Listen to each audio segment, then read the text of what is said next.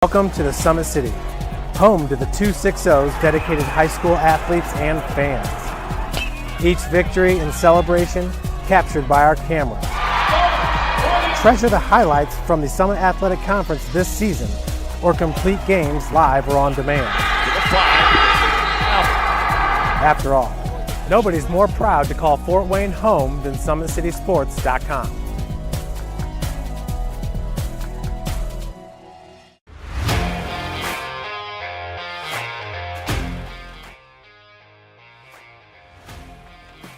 I just want to be the best in basketball, so I want to be the greatest of all time to play women's basketball. So I just know there's people out there working just as much as me, so I just want to keep working hard and keep that intensity going. And so one day I can pursue my dreams of being in the WNBA and playing overseas. So I just want bigger things to come in my life.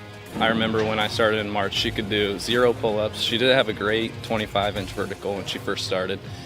She only weighed 150 pounds. One of our main mottos is do the simple things exceedingly well, and that's where we started. So we started the foundation, building her base, and now we've got to basically the peak of our pyramid of things that we can do with her. So we didn't skip any levels. We did all the basics, and she got really, really good at them, and that's what's led her to become as great as she is at basketball and performance. I've watched her grow, the confidence-wise, the strength-wise, the jumping ability, her footwork. It's really amazing to kind of watch for a girl her size, being 6'3", 6'4", to move like she can move and do the thing and be as agile as she is, along with the strength.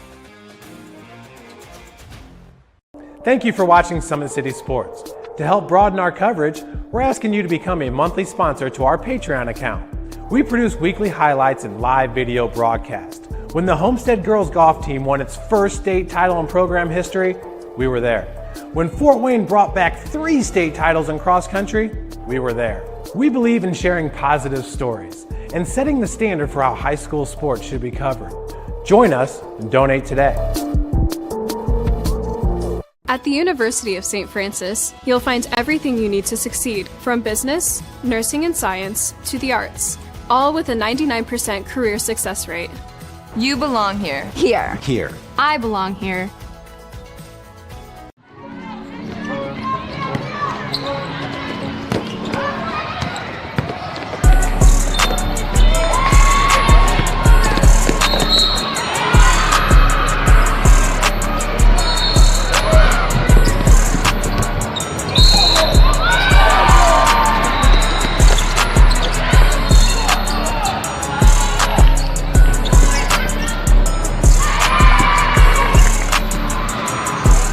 The athletes has always been here, and they're getting better. I'm watching, Summit City Sports, man, they're doing an awesome job. And, that's a plug. Them dudes are doing an outstanding job. And I'm able to be in Nashville and watch games on YouTube that they're broadcasting, and I'm seeing the talent. And it is just truly outstanding. And, you guys have seen the talent that's in the NFL now from Fort Wayne, Indiana, the talent that's coming up now, and the talent that, is just here, man. It's really cool.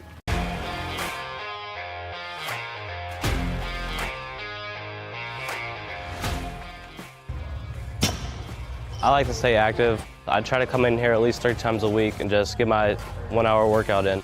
Since September, I think I've put on 22 pounds of muscle. I think my vertical has gone up plus 5 inches. I've gotten a lot faster since then too. I can hit the ball further.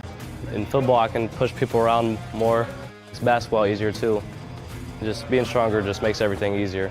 Brandon started with Gym Rat's basketball training. After one of the sessions, he came up to me and he wanted to know if he could do more. So Brandon started the Edge program in November, in addition to the club training he was doing, because it offers personalized programming for his athletic goals. PSN Performance uses a long-term athletic development pyramid. At such a young age, it's really good for Brandon to set the foundation of athletic development. Since he is in season all year round, he has to be ready for all the physical demands. So he does a lot more strength training, just because in basketball he sprints and cuts a lot. In baseball he's doing a lot of sprinting. In football he does a lot of sprinting and jumping. So preparing him to withstand the physical demands of those games, he does a lot more strength training. I like all the lower body stuff the best. I do goblet squats, split squats, back squat, front squat, a lot of those. Tyler knows what's best for me. He always points me in the right direction. He just pushes me to go harder every day. In 4 years, this could be you. At the University of St. Francis, you'll find everything you need to succeed, from business, nursing and science, to the arts. You belong here!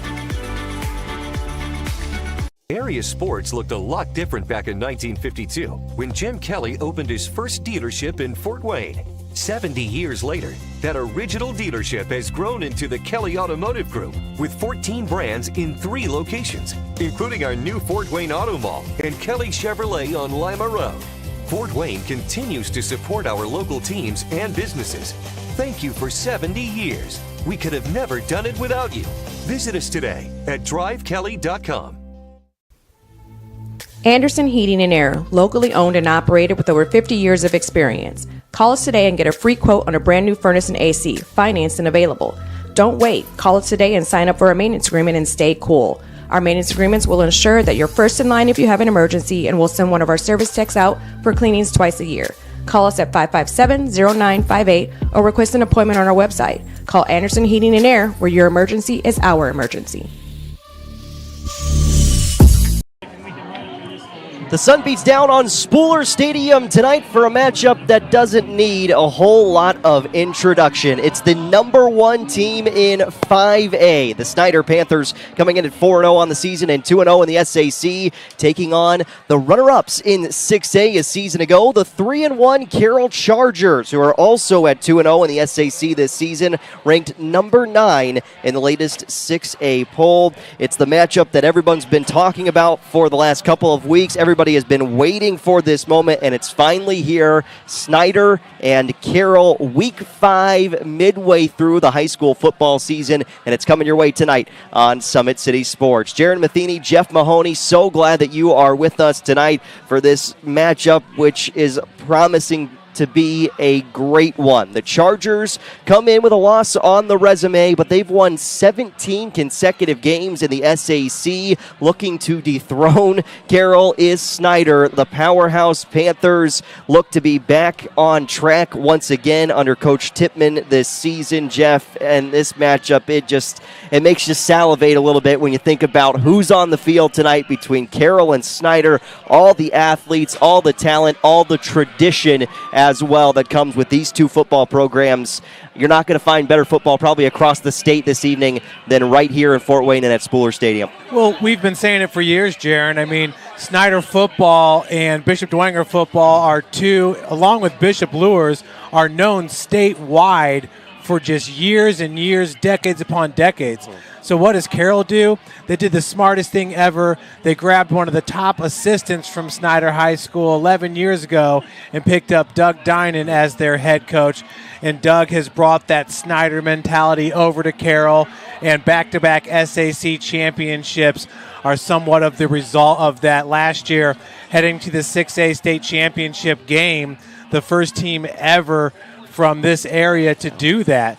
So it's been paying dividends over there at Carroll High School. And, yeah, what can you say? Last year, Snider went to Carroll, lost by 7 points. It was a heck of a game.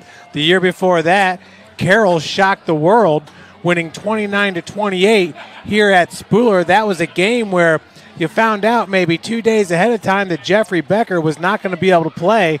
The star starting quarterback for the Chargers.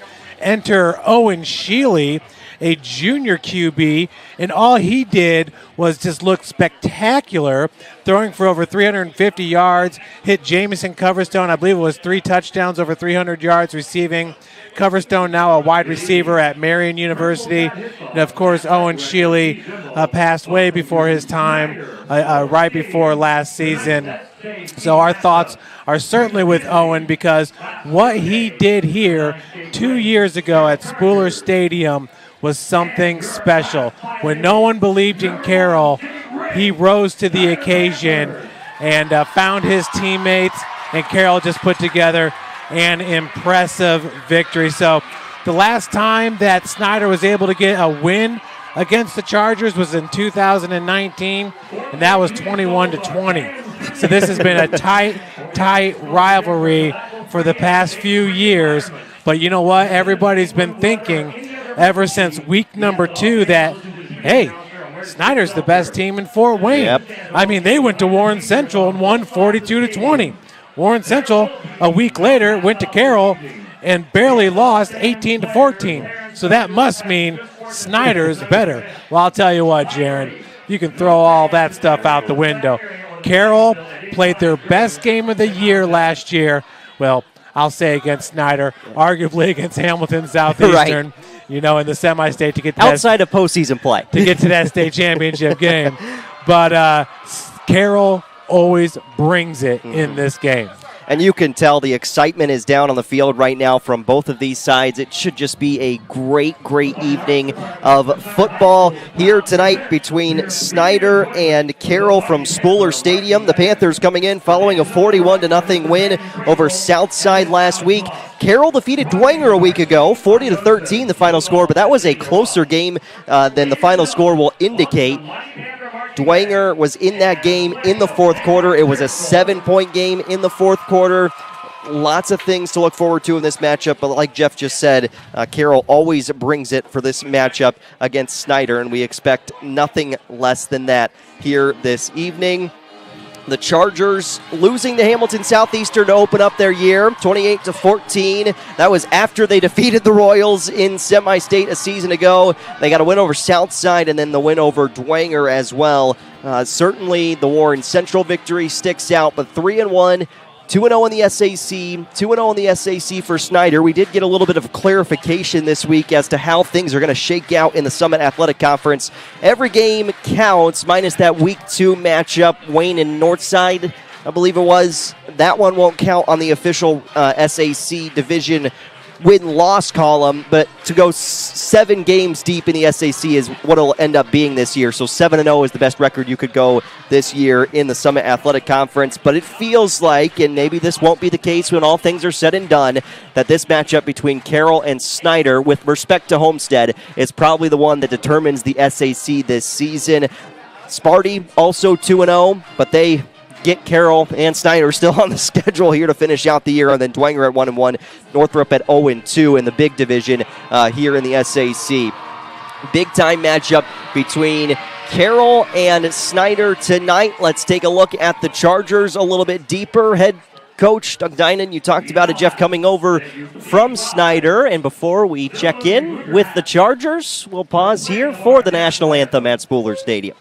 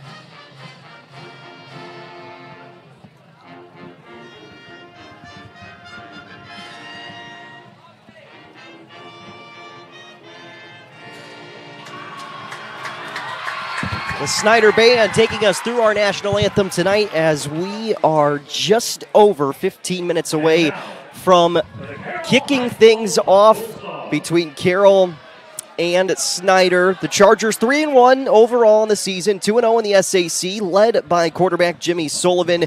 The junior, 8 touchdowns on the year, averaging more than 200 yards passing per game for Carroll. And Sullivan stepped into that quarterback role a season ago, and he's really flourished for Carroll. We talked coming into this year about the quarterbacks that Carroll's now kind of spread out throughout the SAC as well. But Jimmy Sullivan, really, really high-quality quarterback, but it helps when you've got somebody like number 7 in Hanson Hafter, and he may be one of the best athletes on the field here tonight. Yeah, no doubt about it. And Hansen had the game of the year so far for him in that win against Bishop Dwenger. Hafner with 10 receptions, 190 yards, and 3 touchdowns. And I think Jimmy's still really getting fine-tuned with his receiving core, Hafner being really the mainstay that came over from the year ago. And you talked about it. Jimmy came in last year as a sophomore, and David Callison said, I don't know. I think I might head over to Northrop and play some QB. So that's where he's at. And then Ethan Springer, of course, now the starting quarterback at Bishop Dwenger. So it's kind of funny how you got 3 quarterbacks in the SAC that are kind of Carroll Chargers. But yeah, and Jimmy with 298 yards passing with 3 touchdowns last week, along of 38, and that was that touchdown pass to Hansen Hafner. As a sophomore last year, Jimmy was first-team All-SAC, so not easy to do. Bodie Dickerson, who had a great year for Northside last year, ended up being second-team because of the great season that Jimmy had. And, Carroll, they return a lot of great players. Jake Wilson, the starting center, was first-team All-Conference a year ago, goes 5'10", 260 pounds. Carroll, as an offensive line, goes 261 per man. Nate Starks was second-team All-Conference. On the defensive side, Ashton Pazetsky, second-team All-Conference. I mean, many would argue that he was a first-team All-Conference player a year ago. But Ashton right now leads the team with 45 tackles, has 3 tackles for a loss, 2 sacks. Justin Anderson was first-team All-Conference, along with Braden Steele, and both of those guys were the Indiana High School Coaches Association All-State, Junior All-State team. So many, many good players return. And one player, when you look at the stats, that really jumps off the charts for the Chargers is inside linebacker Cam Lentz. Cam goes 6'3", 215 pounds. I mean, noticeably looks like he put 20 pounds of muscle on since last season. 26 tackles, 9 tackles for a loss for minus 26 yards, 1 sack, 2 interceptions. One of those was returned for a touchdown and a forced fumble. So got some heavy artillery, to say the least, in this game. And that's just the Chargers. And that's, just talking about Carroll here so far. We'll get into a little bit more about the Snider Panthers. First, let's take a moment to thank some of our great sponsors who make tonight's broadcast and all of our broadcasts possible here on Summit City Sports. Big Eyed Fish has been around the Northeast Indiana area for generations. You can like their Facebook pages for updated promotions and enjoy the best fish in Fort Wayne in a family-friendly environment at Big Eyed Fish. Kelly Automotive is celebrating their 70th year in business. You can shop all 14 of their brands at kellydrive.com. Tom Steele Tire has been servicing the Fort Wayne area for over 40 years. They will help you find the perfect tire for your vehicle and other auto repair services like brakes, wheel alignments, engine diagnostics, and more. At Ottenweller Contracting, we invest in our customers by providing peace of mind during the entire process. From bid to build, visit OttenwellerContracting.com.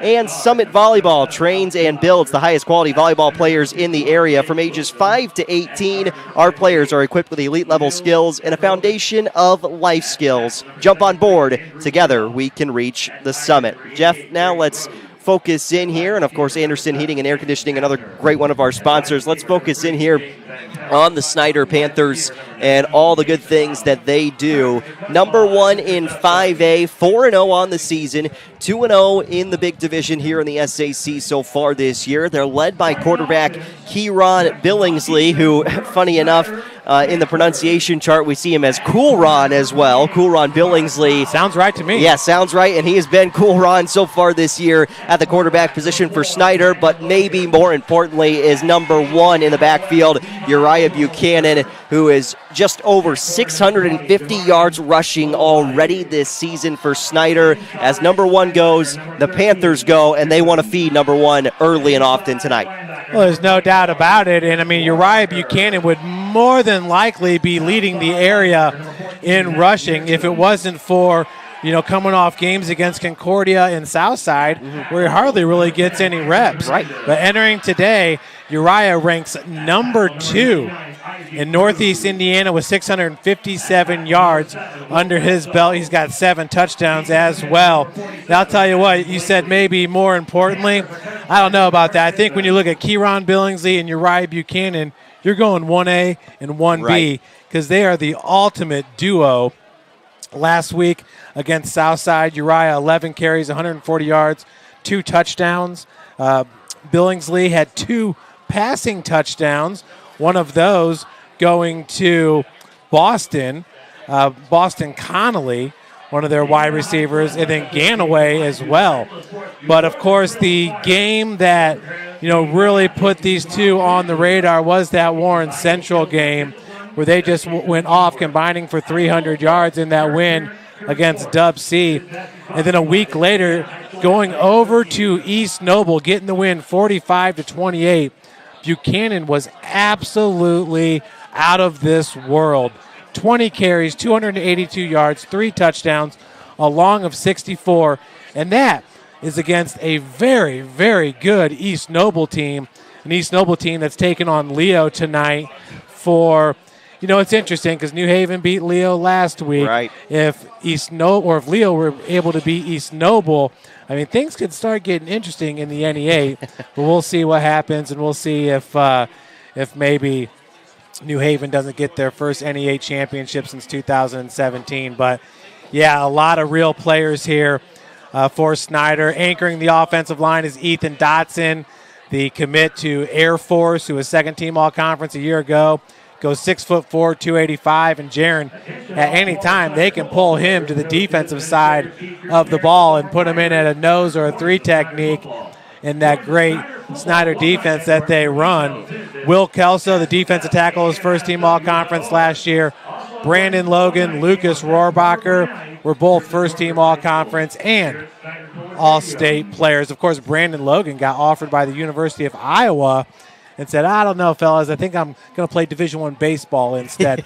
Logan Fry, who's a fullback and a linebacker for the Panthers, he's already committed to IU baseball. But make no mistake about it, Lucas Rohrbacher is the heart and soul of this defense. Last year set the single-season record at Snider for tackles in a season, and now is just 69 tackles away from setting the school's all-time record for tackles. And that's saying something when you're talking about the Snider Panthers. Right. And you know who holds that record? Brandon Logan Sr. 312 tackles during Brandon Logan Sr.'s career here at Snider. It is absolutely incredible when you look at that. Obviously, the Panthers, a lot of success and a history of success coming into play once again tonight. Snider taking on Carroll. We talked a little bit about Leo at East Noble. Some other games we have going on Summit City Sports here tonight. Northrop is at Northside, Wayne at South, Leo at East Noble, Norwell at New Haven tonight.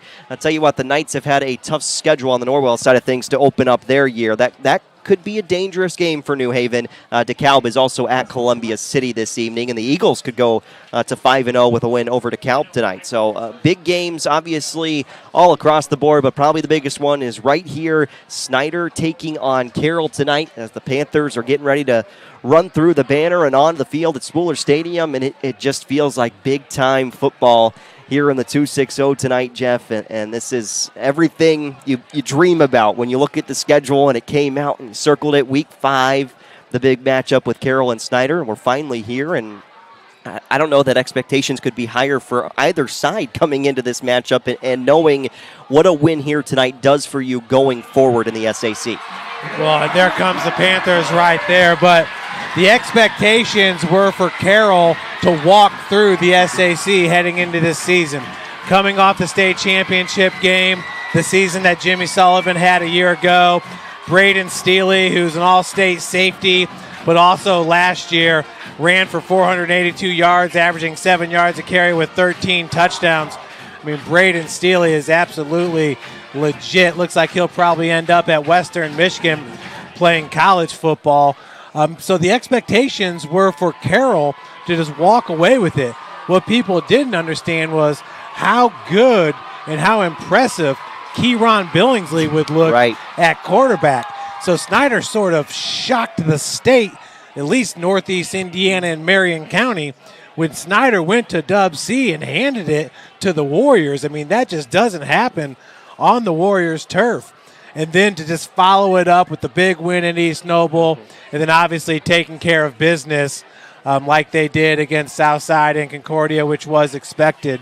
So, yeah, the expectations were for Carroll.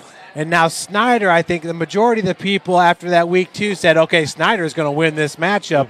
But like I said, Carroll plays their best football in this game. Yeah, the football math, with the Warren Central and a 4-point win versus 22, throw it out the window because this is just that matchup where these two teams get together. It's going to be close. It's been close each of the last 4 seasons. Snider's last win coming by just a point 4 years ago. This is just one of those that's on the docket, and when you see it, you circle it, and it's going to be a big-time matchup. Before we get to our coin toss here tonight, let's thank some more of our sponsors. Again, without them, this broadcast is not possible, so make sure you show them some love here in the Summit City. Anderson Heating and Air Conditioning is dedicated to providing the best possible solution for your home or business, a solution and system that fits your unique needs. Visit AndersonCoolHeat.com. Are you ready to do what it takes to put your past behind you? Whether it's expunging your criminal record or helping to get your driver's license reinstated, Jolly Law Firm is your answer. Sioka Cleaning and Restoration, providing top-notch commercial cleaning services, including janitorial, water damage, and state-of-the-art disinfecting services throughout Northeast Indiana. Online degree programs at the University of St. Francis are built for convenience and flexibility. Most degrees can be completed within 12 months. Visit online.sf.edu. Specialists in design, build, mechanical, and refrigeration, tjwindustrial.com, as we are at midfield now for the coin flip, and big-time decisions to be made on both sides. Who wants the ball first once the coin is flipped? And take a look at those captains now as well. Yeah, you saw Uriah Buchanan, Ethan Dotson, Will Kelso out there for Snider, Ashton Paseski, and Braden Steely out there for Carroll. Catching some of the other names there. Looks like Jake Wilson, number 51, the returning center, excuse me. Panthers win the toss. They'll defer to the second half. So Carroll will start this game with a football here at Spuller Stadium tonight. And gosh, it's just perfect evening for football, and the excitement is continuing to brew here in this stadium. And the Panthers are going to be rocking and rolling on the sideline. Yeah, we had number 7, Hanson Hafner, out there for the Chargers, and then number 13, Jake Tittman, starting linebacker for the Panthers to wrap up the captains for today's big game. And, yeah, for Snider, they want to get that defense out on the field. They know that's the strength of their team, especially their defensive backfield, led by Brandon Logan, Levi Overholzer, and Jamarion Calaboti. Another cornerback for them is Javarius Bowers, who's just a junior at 5'10", 160. And then Matt Narrison, their Sam backer. He's kind of that hybrid that can play DB or linebacker for him. He had a huge interception in that Warren Central game. So this is a defensive backfield that can fly around. And with Brandon Logan, well, let's just say Brandon Logan can hit just as hard as number 5 for the Chargers. Yeah. I mean, you have 2 of the premier safeties in Indiana playing in this game. Absolutely. 2 of the best just around the state here tonight. Well, actually, flip sides of the field here for Snider and Carroll before the kickoff tonight. And the Panthers wearing all black, Chargers white on top, blue on the bottom, those silver helmets that just seem to glisten in the sun. And eventually we'll get the lights on here tonight, and it'll feel like big-time Friday night football here in the 260.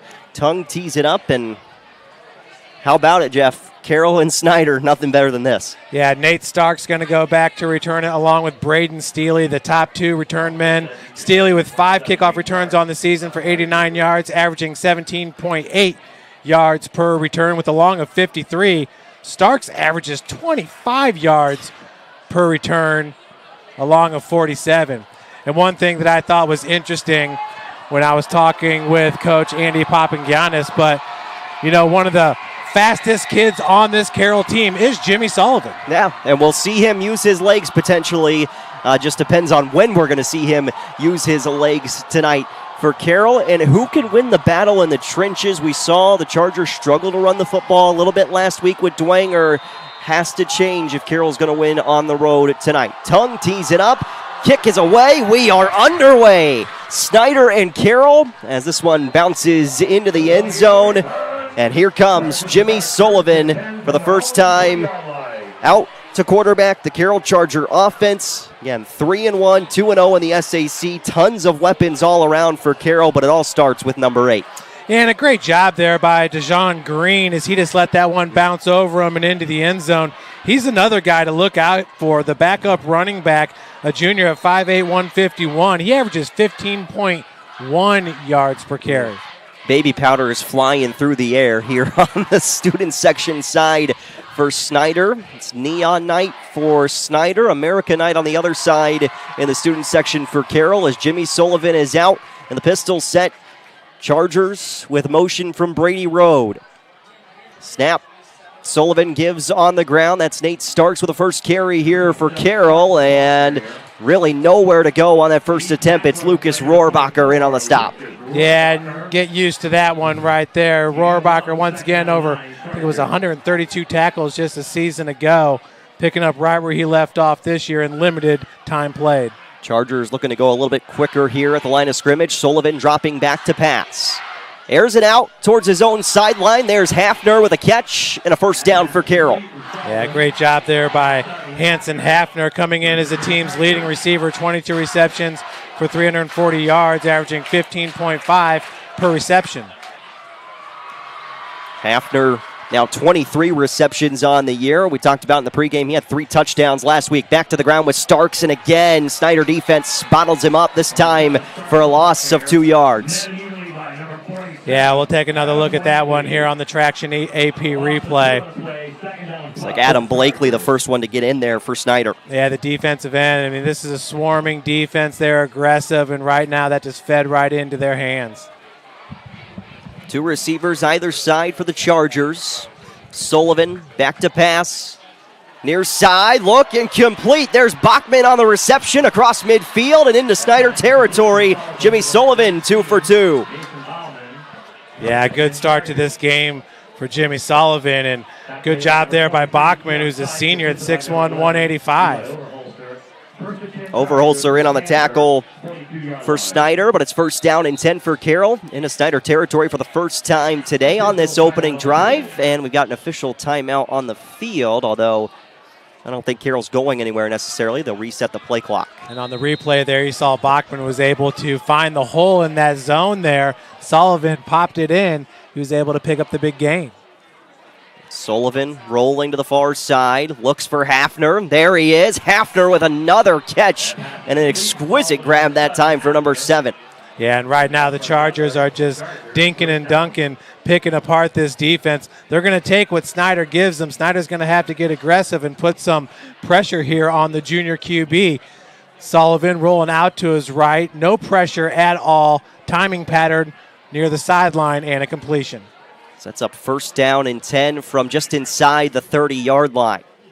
Starks is still the tailback. Sullivan straight drop, lofting it towards the end zone, and just a little bit too much juice underneath it as Van Pelt tried to run underneath it. Logan in coverage defensively for the Panthers. Second down and 10 upcoming now for Carroll. So Jimmy Sullivan, that's his first incompletion so far. And looks like our officials, some discussion going on in the backfield. A roughing the passer called against the Panthers. So a 15-yard penalty, first down and 10, and a trip inside the red zone on this opening drive for Carroll. And an impressive opening drive that started at their own 20. Stark still the tailback. Sullivan surveys, throwing for Van Pelt in the corner, tiptoes, touchdown, Carroll. Beautiful, beautiful pattern right there. Van Pelt on the cut, got the separation he needed, and Jimmy just laid it in. I mean, Jimmy Sullivan's putting on a clinic right now, and they've got the Panthers on their heels on defense. Well, a great start for Carroll here in the opening quarter. It's Jaden Van Pelt who hauls it in, and 6-0. Carroll jumps out in front. Moreno is on to attempt the extra point. It is good, and the Chargers on their opening drive march down the field and put up 6 points. Yeah, Sullivan once again, no pressure, all day to throw in the pocket, looks to his right, holds the safety, finds Van Pelt there right before he hits the sideline. For Jimmy Sullivan, his 9th touchdown on the season. And for Jaden Van Pelt, just a sophomore, 5'8", 125 is what he's listed as, his 3rd touchdown of the year. 10th reception as well for Van Pelt. 3rd touchdown receiving, and the Chargers are on the board first, 7-0. Carroll leading Snider here in the opening quarter of play, and we're just 2 minutes gone off the clock. It'll get a little bit easier to read the field here once the sun goes down. Beaming on Spooler Stadium at the moment, but not how Snider wanted to draw things up here to start this game. Happens every time this time of year. The sun beating right towards us. Just a little bit warmer inside the press box today as the Chargers set to tee it up and kick it away. Actually, Carroll's soccer field faces the same direction, their old press box.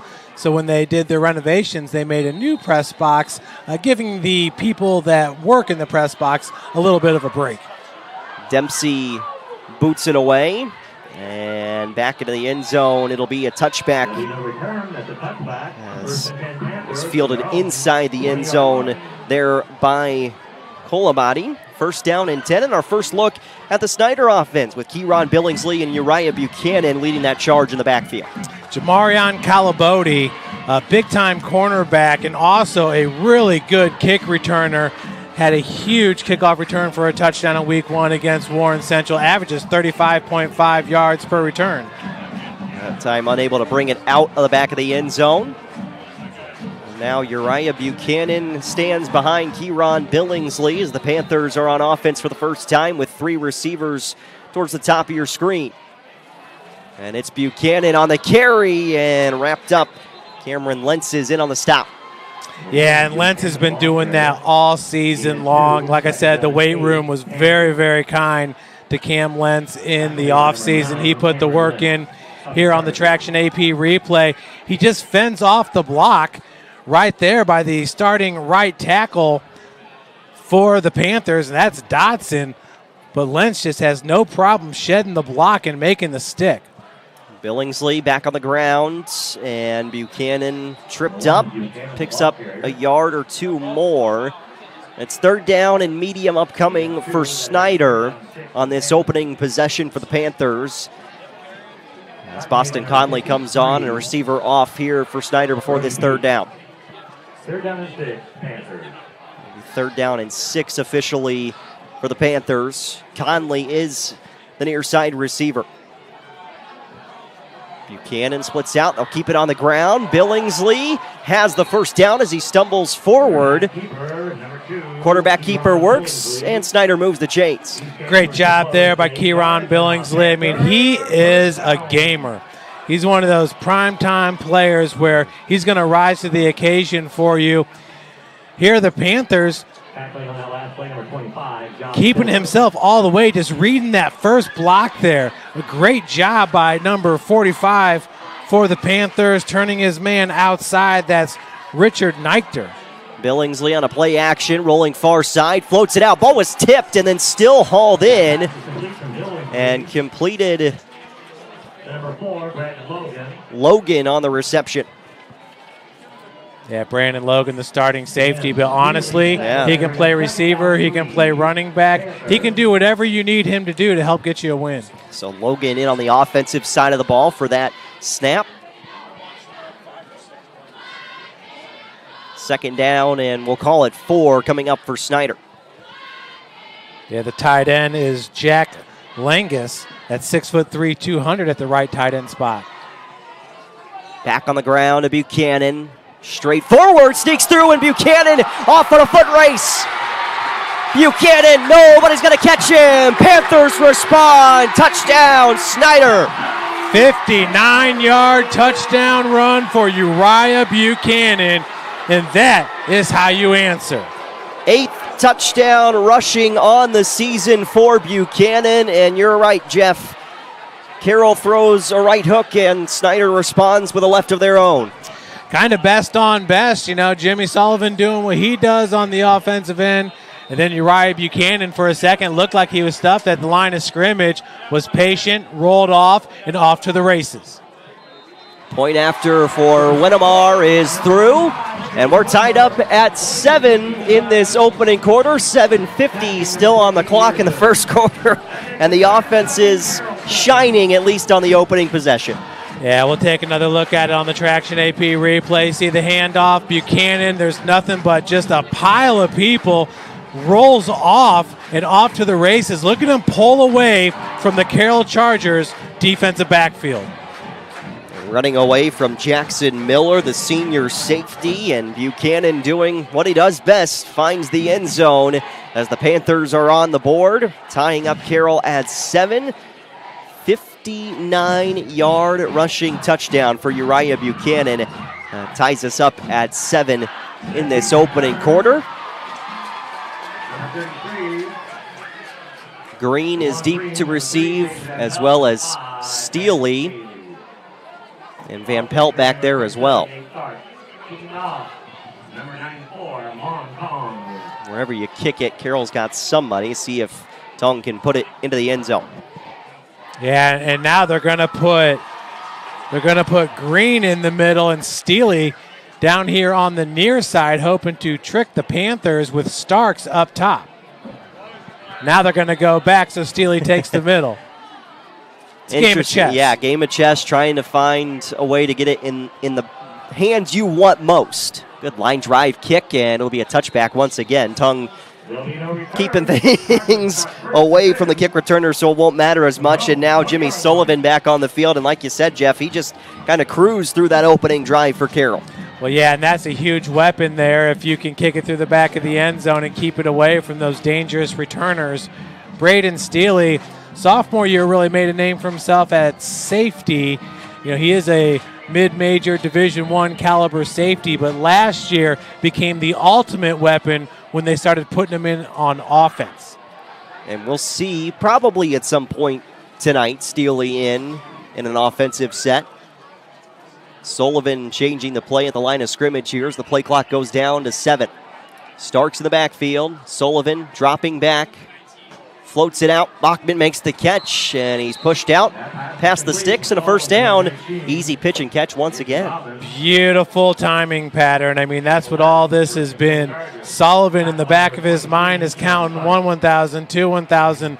Let her rip. His wide receivers are right where they need to be, and you can see they're working sideline to sideline very well. First down and 10. Starks with a carry, bounces out wide, and Snider strings him out wide. Gang tackling at the end, but it was Brandon Logan to him first.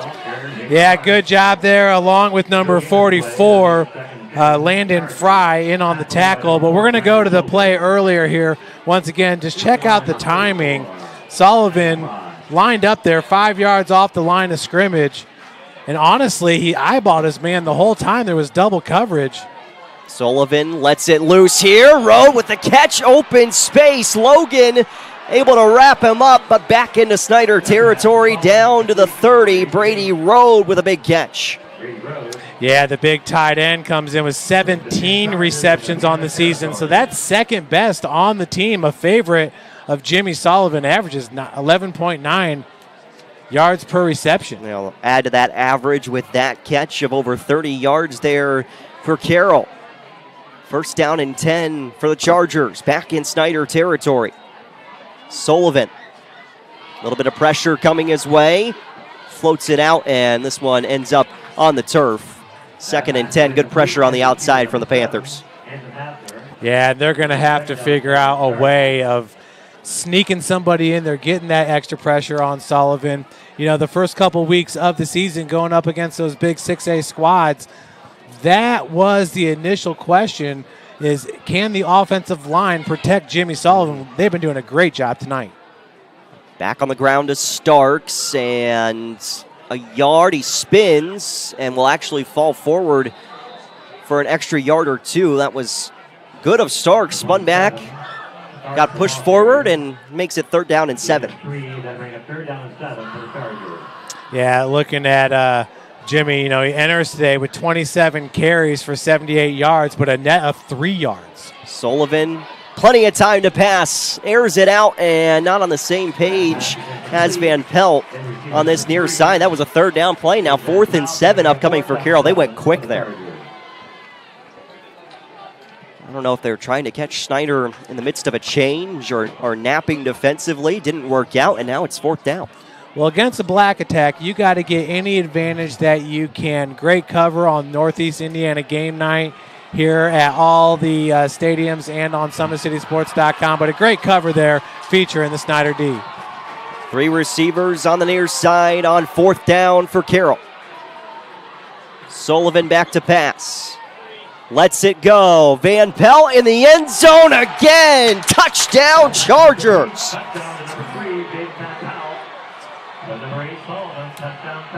Wow. They are striking, this time a 27-yarder. Van Pelt showing off his speed. Obviously an early favorite here for Sullivan, along with Hanson Hafner. We'll take a look at it one more time after this PAT attempt. Chargers try to make it 14-7 on the point after. Kick is through, and Jaden Van Pelt finds the end zone for the 2nd time tonight, courtesy of Jimmy Sullivan. Yeah, so one more time on the Traction AP replay here from the 27-yard line. Sullivan, once again, doesn't need much time in the pocket at all, and that's Van Pelt there just getting behind the defenders. Sullivan lays it in perfectly. You can see they got a little celebration there playing the guitar, but unbelievable. Jimmy Sullivan putting on a clinic, putting on a show for the fans here at Spooler Stadium. Well, there's a reason that Carroll's won 17 consecutive games in the SAC, and they're showing it with that dynamic passing game in the early going. 14-7 Chargers in front of the Panthers here in this opening quarter, and we haven't even hit the midway point of the opening quarter yet. Points, and more points. No, and honestly, this is a little reminiscent of what we saw 2 years ago here at Spooler with this Carroll Chargers squad, where they were just lighting it up through the air, getting big chunks of yards. Now, Snider obviously answered with a 59-yard touchdown run by Buchanan, but, chewing up a lot more of the clock. It's Jamari on Colabody back deep to receive. Calabodi, it is a tough one. Okay.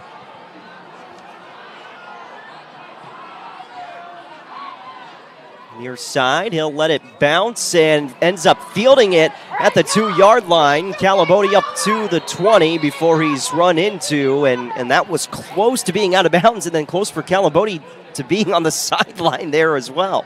Yeah, interesting there on the return. Very, very patient. You were waiting for him to just kind of turn on the jets.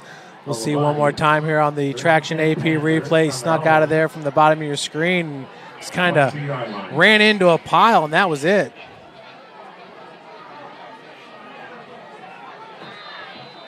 So 1st down and 10 for Snider. We saw Buchanan with a 59-yard touchdown on the opening drive. He stands behind Billingsley. Billingsley on the play action. Looking across the field, now coming back, pressure around him, and Billingsley just floats it to the Carroll sideline, incomplete. May have been in the direction of Conley. Yeah, nowhere to go with that one, as there's 4 or 5 Carroll Chargers surrounding the 2 receivers. Hoping for somebody to get open downfield. We saw there from Carroll as well. Frisinger was in the backfield, and Chargers were collapsing around Billingsley. Snider faithful, starting to cheer a little bit louder. 2nd down and 10. Buchanan with a carry, and a host of Chargers there on the stop. As the helmet popped off of Brody Beeks at the end. Yeah, and for the Panthers, they've just been running between the tackles there, hoping their offensive line can get that push. It's a stout defensive line, like we said, anchored by Ashton Pasetsky, the defensive tackle. You can see the 3 down linemen, and you really just want to see a little bit better push from your O-line. Billingsley shotgun. They'll go play action again. Looking far side of the field. He airs it out and finds his target. Middle of the field. Open space for Jarvis and a first down all the way into Carroll territory. Yeah, and if you were listening up here in the press box, they were saying number 15 was open 2 plays ago on that incomplete pass, but this time Billingsley is able to find Jarvis. We'll take another look at it here on the Traction AP replay after this play. Trevor Jarvis, the junior receiver for Snider, makes the big catch. And now inside Carroll territory and inside the 35. 1st and 10. Back to Buchanan on the ground. Stiff arm. Buchanan lowers the shoulder.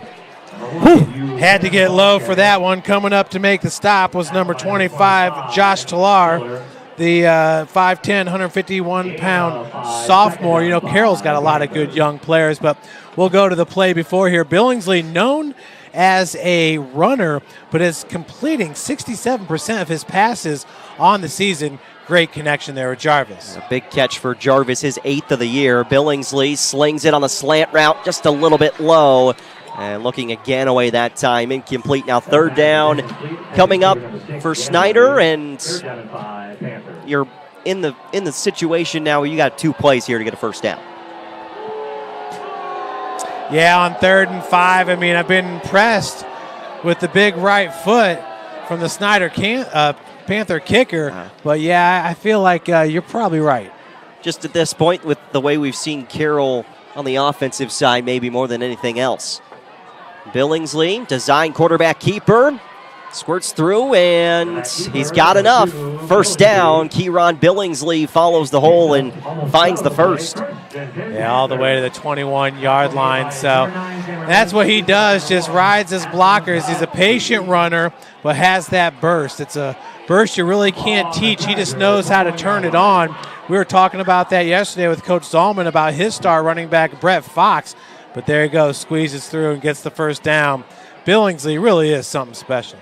Kevon Russell's in for the first time as Snider goes to the I formation. A little bit of an offset there. It is Russell up the middle. And 2 or 3 yards on that first carry for Kevon Russell. That's his 32nd carry of the season. Yeah, and Ashton Pasetsky, obviously the first one there, last one to get off the ground. Mentioned it earlier, 45 tackles on the season. Looks like it's got to be a misprint, right, through 4 games. Right. A lot of the top tacklers are around 30 tackles, but that's impressive and really just picking up from where he left off last season. Yeah, 6'2", 220 pounds for the senior Pasetsky. We'll see him in the mix all night long. Back to the ground, it's Buchanan straight ahead, and Pasetsky was in there. And Buchanan eventually picks up a yard or 2. Not a whole lot on the ground there, but a little bit at a time here for Snider, 3rd down and 5. Yeah, Ethan Brubaker. All these guys have been stout so far. Brody Beeks, the nose tackle. Beeks just a sophomore. Beeks is a junior. Brubaker, the sophomore. 6'1" for Brubaker and 211 pounds. Big bodies up front for Carroll. 3 receivers to the far side for Snider on 3rd down and 5. Play clock at 8. Motion from Jarvis, and it looks like we got a false start. Maybe the receiver Ganaway, at least according to Carroll. It is a false start against the Panthers, so back him up. 3rd down and back to right about the original line of scrimmage, 3rd and 10. And Joseph Nuttall, the senior cornerback on the far side, was pointing at Ganaway, and maybe he was the one that flinched. Yeah, another player that's been stout in the middle of that defense is Ethan Tranquil, number 4. Many will recognize that last name, a junior at 5'11", 194. Enters today with 21 tackles. Him and Lentz make up the middle backers. So a shotgun look. Billingsley keeping on a quarterback design run again. Got popped, still on his feet as Steely drags him down. And at least on that initial look, Billingsley just trying to get them in better position for a field goal. Yeah, and many will remember a year ago, it was Billingsley on the reception, and Braden Steely came up and laid a big hit on him that knocked his helmet off right there. That one, Billingsley was able to come head on, but boy, once he was stopped, there was nowhere to go. Steely and then Lentz in on the tackle. It's Winnemar who's going to attempt the field goal of 34 yards. Kick is up and through, and the field goal is good to make it 14-10. Chase Winnemar, number 95, listed as the punter, makes the kick here and looked good from a couple yards deeper as well. Actually, he's also listed as, I think, the other kicker there has the strong foot and tongue, but Chase Winnemar now 24 of 24 for extra point attempts, 3 of 3 field goals. That's pretty perfect there from It's not bad. I think any high school coach would take that out of their kicker here, especially through the first 4, now into week 5 of the season. So points on the board, 1:58 to go in the first quarter, 14-10. Snider in front of Carroll. But yeah, you get it with tongue, right? I mean, he's got that strong leg, and if you can keep it away from these kick return men, if it ain't broke, don't fix it. Saw Tongue kicking in the pregame from 42 yards out. So maybe, you get, depending upon distances, when you see him. As the Chargers again will send 3 back deep to receive. Steely stationed in the middle, at least for the time being. Yep, Starks and green as we've seen all day.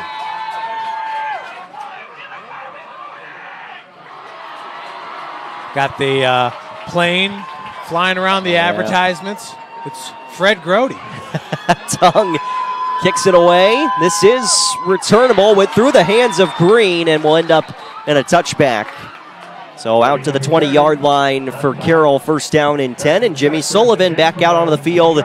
Pretty perfect so far. 2 touchdown passes to Van Pelt, and I believe just 2 incompletions. Hard to believe we're still in the first quarter here with 1:57 left to play.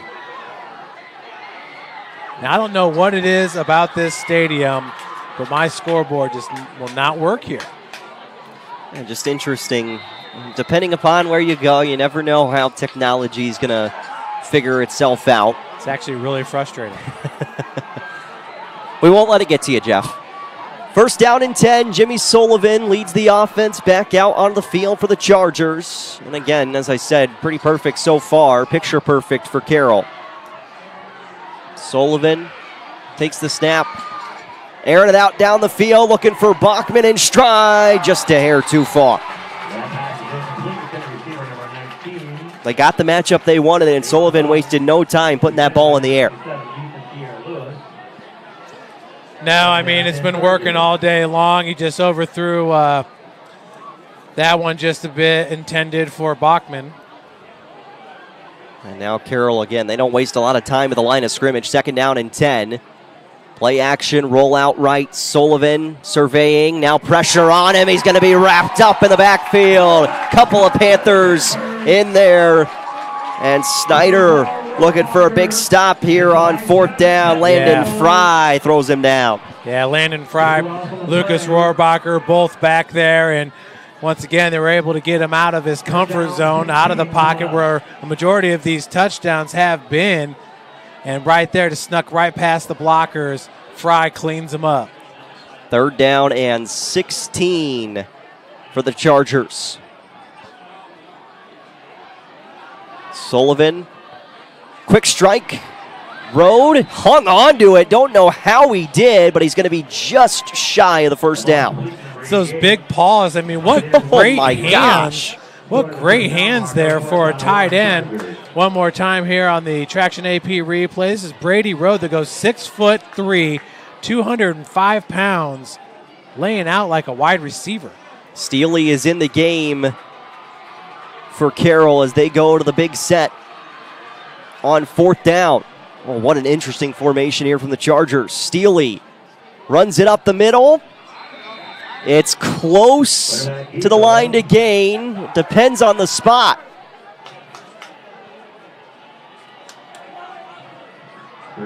And it's a first down. Just got enough for the first down, did Steely. Yeah, and that's been a good offense for them. You know, you can really switch it up and just go to a power formation when you put Steely back there at Wildcat. Sullivan drops back again. Rolls right. Flips it out and just threw that one away there for Carroll. Didn't have anything downfield, and sometimes that's the decision you have to make. And there's where you see, you know, playing as a sophomore and now as a junior, Jimmy Sullivan going through that progression, sees nothing, just get rid of it. Right at the ankles of Rohrbacher. Sun starting to set here on Spuller Stadium. First quarter ticking down. Play action. Sullivan throws it down the field for Hafner and into double coverage, incomplete. Yeah, but nearly threaded the needle there. Hafner looked like he was going to come up with that one. Would have been a tough catch. Overholzer was back there in coverage alongside Bowers. Make that Colabani. Yeah, it looks like Leo East Noble 0-0 into the second quarter. Ooh. Again, Leo out of the conversation probably in the inning 8 with a loss tonight. Yes. East Noble, you know, New Haven on the horizon. Sullivan on third down. Plenty of space on the near side, going to tuck it and run. He's got the first down, and there's those legs for Jimmy Sullivan. There is a flag on the far side. Boy, that was scary right there as two Panthers were converging. I don't know if that was Logan that took out Rohrbacher there, but you see how effortlessly Sullivan was able to get to the sideline there, pick up the first down. And it looks like this penalty marker is on Snider. Defensive holding, it's declined. Sullivan runs it for 11 yards and a Carroll first down. Recorded at a 4.540. They said he's the second fastest guy on the team. I believe Steely's the first. If you're Snider, you're just glad no one was hurt on that play. Absolutely. That'll wind us down to the end of the opening quarter of play. An exciting first quarter of play. Carroll 14, Snider 10 here on Summit City Sports. Sports looked a lot different back in 1952 when Jim Kelly opened his first dealership in Fort Wayne. 70 years later, that original dealership has grown into the Kelly Automotive Group with 14 brands in 3 locations, including our new Fort Wayne Auto Mall and Kelly Chevrolet on Lima Road. Fort Wayne continues to support our local teams and businesses. Thank you for 70 years. We could have never done it without you. Visit us today at drivekelly.com. Anderson Heating and Air, locally owned and operated with over 50 years of experience. Call us today and get a free quote on a brand new furnace and AC, financed and available. Don't wait. Call us today and sign up for a maintenance agreement and stay cool. Our maintenance agreements will ensure that you're first in line if you have an emergency, and we'll send one of our service techs out for cleanings twice a year. Call us at 557-0958 or request an appointment on our website. Call Anderson Heating and Air, where your emergency is our emergency. 14-10, Carroll leading Snider as we begin our second quarter of play here from Spuller Stadium. Chargers 2 offensive drives, 2 touchdowns. Carroll looking to go 3 for 3, and it's Jimmy Sullivan back out there, first down and 10. Jaron Matheny, Jeff Mahoney here for Summit City Sports. So glad you're with us tonight. Sullivan rolling near side, looking down the field, looking for Van Pelt again. Oh, just incomplete. Great coverage from Overholzer. Yeah, great job there by Levi Overholzer, timing that, stripping it away from the intended receiver. Is that Van Pelt? Van Pelt down the field. They were looking for him again. Once again, though, Jimmy Sullivan is on it with his passes. Once again, rolling out to his right, he's feeling comfortable, has all kinds of space. Pressure coming from the backside, unloads, and Overholzer swipes it away with the left hand.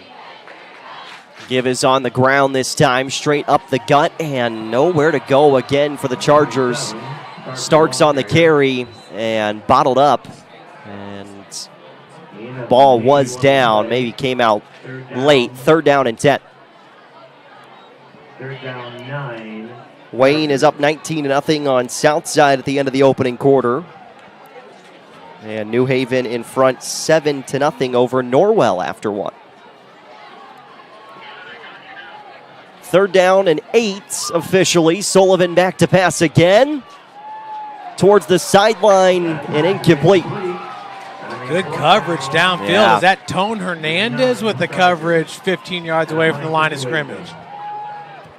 Tone wearing 48 tonight with those Black Panther jerseys, and it'll force, for the first time tonight, Carroll to punt. Yeah, he's your jack linebacker. Also can put his hand down and play a defensive end for you. Just see so many athletes on the field on both sides tonight. The two premier punt returners there as it's a fair catch by Logan. Logan underneath it, waits for the fair catch. Nice kick off the right foot of Dempsey. And now 1st and 10 for Snider. And again, offense prevailing in the opening quarter. Got a feeling, though, these defenses are about to settle in a little bit, get themselves into this game. Well, it took the 5th possession of the game before we got a defensive stop, and you knew it was just a matter of time here with the Black attack. The way that Jimmy Sullivan and the timing with his receivers has been early on, they somewhat have been one-dimensional as they really have not tried to go to the ground very often. Snider, a little bit of the opposite as they continue to hit the ground, but Kieran with the big reception last series. Buchanan sneaks through the hole, spun around, and eventually wrapped up near that initial line of scrimmage. Buchanan ends up with a carry of 2 yards. Yeah, that was an interesting play right here. We'll take another look at it on the Traction AP replay as I'm not sure who got to him first, but got just enough of the jersey to slow him down. So a good collision there in the hole. Yeah, put him in the spin cycle there with the grab of the jersey. What it looked like. 2nd down and 8. 10:35 second quarter. Motion. Billingsley keeps, follows his tailback. Stiff arm and eventually wrapped up at the 26. Boy, and you see Braden Steele coming in there. He was looking to clean up, man. He smells blood out there, looking for a big hit every play. And if he can pop you, you know that ball at times is going to jar free with the power he's bringing behind that number 5. 3rd down and just less than 5 here for Snider.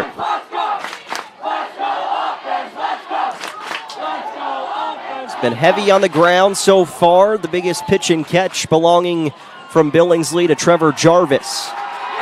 Play clock at 8. It's Buchanan on the carry, stuffed initially, and he'll be short of the line to gain. Got through one tackler. Well, it has not been easy for Uriah Buchanan today, as there have virtually been 0 holes for him to run through. He's had to kind of run off of his blockers there and try to make something out of nothing once again. I mean, right in the hole. Who was that for Carroll, the defensive end? I believe that was Beeks. Yeah, and Lentz was in there at the tail end as well to help bring down Buchanan. Wennemar to punt this one away inside of his own 15. Pressure on him. Kicks away. Hafner calls for the fair catch and fields it at the 37. So after points, and more points in the first quarter, back-to-back defensive stops will bring the Carroll offense out onto the field here with 8:59 to go until the break. Yeah, like you said, a great start to this game. Ultimately, it's who's going to figure who out. Back-to-back defensive stops after 4 straight scoring series. And I know a lot of the talk this week was about that Carroll offensive line and in the trenches for the Chargers after the running game against Dwenger, but they've looked up to the task so far here against Snider. On the ground, it's Starks, and wrapped up. Starks with a carry, and finishing things off there was Tone Hernandez. Starks picks up 2, and Hernandez on the stop again.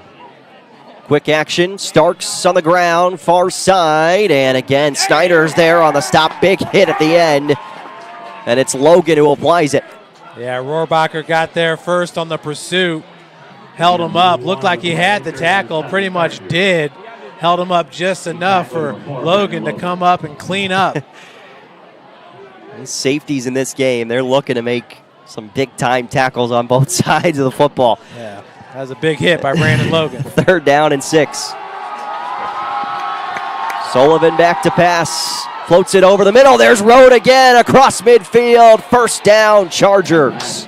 Boy, to say he's impressive is an understatement. Looks like him and Jimmy have been working all summer long. Road with arguably some of the best hands in this game. We'll check it out one more time on the Traction AP replays. We're going to have to get out. Jimmy's going to hurry up to the offensive line. Yeah, Chargers again moving quickly. Play action, pressure on Sullivan. He'll flip it back to his back, Starks, who just couldn't hang on to it. Yeah, just a little bit high for Starks. Let's go back to the previous completion there to the big tight end, Brady Rhodes. Rhodes, once again, at 6'3", 205. We've seen it so many times in this game. Just picks that ball right out of the air. And another 1st down. 17 receptions coming into play. He's already got at least 3 here tonight. Sullivan evades to the left. Flag flies, and there's Road again. That time they said he was out of bounds. Still got his hands on it, though, and I think this marker is going to be a holding. Officials looking to confirm and see what Coach Tippmann wants to do here. Holding against the Chargers. And they'll back him up 10 yards. So back across midfield for Carroll and 2nd down and 20. And like we said, Jeff, it feels like everybody has finally settled into this game now. 7:40 2nd quarter. Great crowd here at Spooler Stadium. Yeah. Carroll's got their side packed. It's definitely packed here on the Snider side. Starks in the backfield again. Sullivan dropping back. Pressure. He steps up in the pocket. Can't avoid. Oh my goodness. Sullivan avoided everyone somehow and then just gets rid of it. Yeah, honestly, that was magic just getting out of that mess right there because the Panthers were coming after him. Check it one more time here on the Traction AP replay. Sullivan getting pressured from the inside, jumps up into the pocket, which is great, but then that collapses, gets back outside, and then throws it away. It was Blakey at the end trying to track down Sullivan. 3rd down and 20. 2 receivers either side. Sullivan steps up in the pocket, look to air it out. Now pressure coming, and Kelso will bring him down as Sullivan picks up a couple. But that pocket collapsed pretty quickly there for Sullivan. Yeah, Kelso brings him down, but it's still a gain of 8 yards. But like you said, still well short of a 1st down. So Carroll will have to punt it away.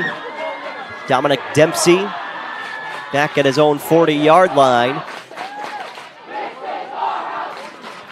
And 2 deep to receive. See if they get a chance at it. High kick, it'll go over the head of both punt returners there for Snider into the end zone for a touchback. Yeah, that was a beautiful punt by Dempsey, who goes 6'2", 193 pounds, averaging 40 yards per punt and a long of 50 entering today. He had 6 inside the 20. That one just a little bit too long. Yeah, just a little bit too much umph and maybe aided just a touch by the wind. Not a ton here tonight, but as the sun goes down, gets a little bit cooler, and that Christmas will help the ball fly as Snider's back out on the offensive side. What's got to be different here for the Panthers on this drive? Try to find the end zone here. Well, 2 series ago, they had a lot of success going through the air. We'll see what they try here with the I formation. On the ground, Buchanan. Oh, they're going to air it out. Play action fooled me, and this is deep down the field, but just too far for Conley. Good hard play action there out of the I formation for Snider. Yeah, incidental contact downfield plus the ball. I'm not even sure that was catchable right there, but Conley has been somewhat of a go-to guy for Billingsley. Entering today, leads the team with 7 receptions, averaging 12.6 per with 2 touchdowns. 6:36 on the clock here in the second quarter. Carroll leading by 4. Buchanan, the tailback, behind Billingsley. Billingsley rolling to the far side. Dumps it out over the middle. There's Jarvis with a catch. Steely applied the hit at the end, but it's a first down for Snider. Now, I'll tell you what, Steely has been just inches away from some massive hits in this game. That was another one right there, but for Jarvis, his second catch in this one, Billingsley rolling out to his right, has a blocker in front. Then at the last second, that's in between 3 Carroll defenders for the first down. Balbo ends up on the tackle for Carroll along with Steely. First down and 10 now for Snider, the 32-yard line. Conley and Ganaway, receivers at the bottom of your screen. Buchanan gets the carry. Cut down at the knees, but a gain of 5 yards for Buchanan. He just finds that hole and picks up extra yardage in the process. Well, I'll tell you what, at first you were all excited, like, wow, yeah, he finally got through the hole, a little bit of a hole there. Then Justin Anderson comes up with the big boom. So you got Steely and Anderson, both of them first-team all-conference performers a year ago, was able to squeak through a little bit of a hole and a nice gain on the play. Second down and 4 as we go under 5.5 to play in this second quarter. Big-time matchup in the SAC tonight. Billingsley, play action. Airs it out, middle of the field, get away, just too far. That's the second one there where you're just 2 yards too long, or else you might have had 2 touchdowns. Ganaway trying to break the top of the defense right now is what Snider's doing down the field off that play action. Now third and still manageable, 3rd down and 4. 5:14 remaining. As much fireworks as we had in the first quarter now. We're over halfway through the second with 0 touchdowns. Yeah. Billingsley gives to Buchanan. Straight ahead, Buchanan the first down as he's taken down by Lentz as well as Steely, but it's enough for the Panthers to move the chains. And this is kind of one of those things where you grind. As we said, you know, Carroll having success on offense all came through the air, not chewing up a whole lot of time off the clock. And now this offensive line has just been road grading this defense and finally gets a little bit of a push here. And that's all Buchanan need for the big game. Talk about time of possession potentially here. Could be a big thing for Snider. They'll kick it out wide on the wide receiver screen for Jarvis. And he's across midfield, got 9 yards. Nice pitch and catch, and some of those easy throws there for Billingsley. Try to get him in a little bit more of a rhythm for that down the field pass. 2nd and 1. Now 4.5 minutes to go in the first half. Kieran Billingsley, 5 touchdowns, 3 interceptions through the air coming into play today. Back to Buchanan on the ground. First down and inside the 40. Yeah, another nice gain, that time of about 3 yards, picks up the first down, but he's not getting hit in the backfield. Before he was having to keep his balance, spin off those blockers, off those defenders, grabbing at him in the backfield. Now he's not getting touched until he's 1 or 2 yards downfield. And this is a nice longer possession brewing here for Snider as well, which constitutes maybe bigger things towards the fourth quarter. Little speed option. Billingsley going to keep it. Goes inside. He's wrapped up at near the 35. Tackle made by Anderson. And I love the decision there from Billingsley. He saw the pitchman was waiting for Buchanan and tucked it instead. Yeah, and I'm sure Buchanan's thankful as well. But Billingsley is just a heady player, as we were mentioning in the pregame. He's a point guard on the basketball team. There he was, and there he slips forward and picks up an extra 2-3 yards. Yeah, Anderson was waiting for the potential pitch. Tight formation on this near side. Buchanan with a carry, spins down, and still, I don't know how he picked up 2 yards, but he did. 3rd down and 4. Yeah, that time it was Noah Balbo, listed as a running back, who broke free number 12. I tell you, this Carroll team, they've got players all over the place. A lot of young players. They got 9 freshmen on the roster. Just saw Pa Lin, the center for Snider, look towards the sideline, maybe thinking about coming out there. Lin is still there at center. Play clock down to 5. 3rd down and 4. Billingsley keeps and stopped at that line of scrimmage to bring up 4th down and 4 for Snider, and a good stop from the Carroll defense. Yeah, that was 1-on-4 right there. Billingsley goes 5'8", 165 pounds. So tough play there for the senior QB, but looks like Snider's going to go for it here. 35-yard line of Carroll. You've got to get to the 30 to pick up the 1st down. We've just gone under 2 minutes to go in this first half as well. Play clock at 14. Snider's got all their timeouts, and it looks like Coach Tippmann's going to use one of those. Think about this decision and see if he wants to roll the dice here in that spot where we know Tung has a huge leg. I'm not sure it's 52 yards long, but I could be wrong on that. Timeout, Snider. You were mentioning it earlier where, it looks like you're kind of in 4-down territory, and I think this is one of those positions right there. So we'll take some more time here to thank our great sponsors here on Summit City Sports.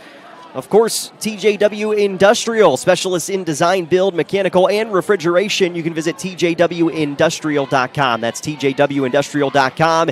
And earn your edge this season. Parkview Sports Medicine's Edge Training Program maximizes your athleticism through personalized performance training to reach your goals and get you to the next level. Visit parkviewsportsmedicine.com/edge to schedule your free consultation.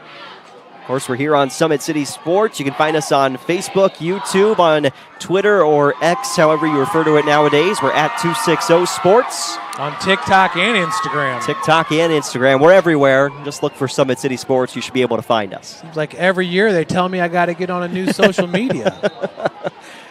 Seems like, a never-ending list of things to download, be a part of. 1:40 to go until the halftime break. 4th down and 5. Do we see Billingsley air it out here? Buchanan in the backfield. Drop back, looking to set up the screen. There's Buchanan, and he's going to be stopped. Great read from Jeffries. William Jeffries saw the screen and causes the turnover on downs. That was an outstanding play by William Jeffries. Jeffries, who got some playing time last year when they were kind of moving some things around there on the Carroll defense, filling some holes. And what the heck was going on? Let's see if I can't pull this replay up for you guys. 3rd time's a charm, Jaron. See Jeffries coming from the bottom. And he read it. He knew, I'm getting to the quarterback a little too easily here, and turned around. He was the first one in the backfield and then just turned around and got in a position. Sullivan and the Chargers looking to score before the break. Roll out lefts. Thrown and picked off. Logan on the INT. Brandon Logan. House call. Touchdown, Snider. 37-yard pickoff to the house for Brandon Logan. And that's going to give Snider its first lead of the game at 16-14. Holy cow. Well, the pressure in the backfield got to Sullivan quicker than expected, probably. And the pass picked off by Brandon Logan. We talked about Logan Sr. coming into the broadcast. Here's Junior making a huge play. Well, Brandon Logan picks up his 2nd INT of the game, but honestly, he's been all over the place in this one. We've seen him with some big hits, and then there with arguably the biggest play of the game. Biggest play of the first half, certainly so far. Panthers with a pick 6, and we'll take a look at the Traction AP replay as Brandon Logan hits the INT, but look at this pressure. Yeah, Sullivan right there had a guy at his ankles, so obviously probably didn't get everything on that he wanted, but Sullivan in position and then does the rest there, riding his blockers and weaving his way through traffic. That was a 37-yard pickoff return to the house. They'll run the Snider flags in front of the student section. One of the best things in the 2-6-0 in high school football. Minute 18 left in this second quarter. Brandon Logan with a pick six to put Snider up, like you said, Jeff, for the first time tonight, and gives them some potential massive momentum going into the half.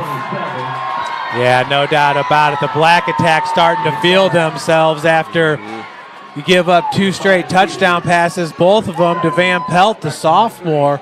Jimmy Sullivan looked like he couldn't miss, and now your last 2 defensive series coming up strong. 1:18 left to play before the half. Tongue will boot it away for Snider, and again, 3 deep for Carroll. Green, Starks, and Steele. See if they even get an opportunity here. Haven't so far. Now here's a chance for Steele. Takes it inside the 5. Far side, Steele into some open space. Cuts it back. Lots of grass in front. Steele wrapped up inside Snider territory. Haven't seen them have a chance to return it yet. We finally do, and Steele makes Snider pay. And thank goodness for Snider, they had Calabodi out there that can actually match the speed of Braden Steele, the fastest guy on this Chargers roster. But over here, he seems like he gets cornered up there on the sideline, pops it out, then has all kinds of green. You can see Jamarion Calabodi track him down right there and save a touchdown. But what a return, over 50 yards. And it sets up Carroll with 3 timeouts to try and score before the half, which is what we did say about 30 seconds a game clock ago before that Logan pick six. Road in motion. Sullivan looks that way, rolls to the other side. Sullivan out in space is wrapped up. Rohrbacher will get credit with a sack. Yeah, and Coach Dinan looks like he was wanting a late hit on that one. I don't think so.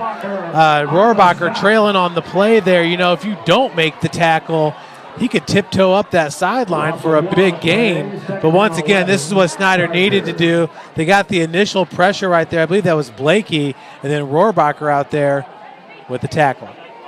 It's a loss of a yard. 2nd down and 11. 54 seconds left until the break. Sullivan airs it left. Catch for Starks. Tried to slip through that tackle, and now it's 3rd down. Ultimately, that was a good job by Levi Overholzer not losing a hold of Starks right there, as Starks is lightning in a bottle. He too, quick as can be out there on the turf. No timeout taken by Carroll, down to 30 seconds. Sullivan drops back.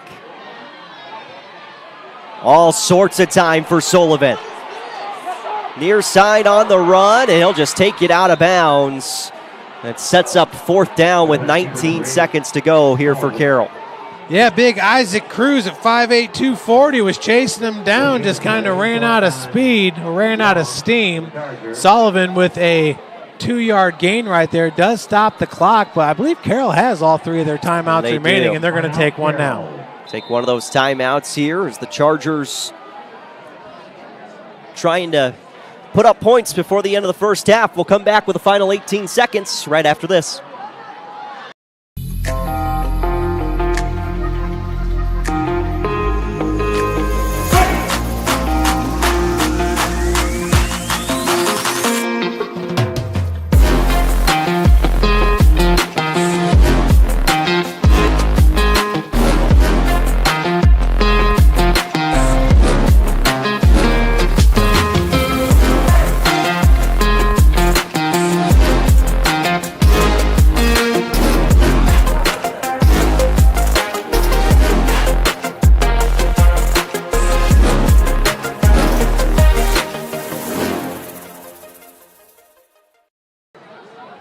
Final 18 seconds of the first half of play here from Spooler Stadium. Carroll and Snider. Best game on the docket this week and maybe across the entire state of Indiana.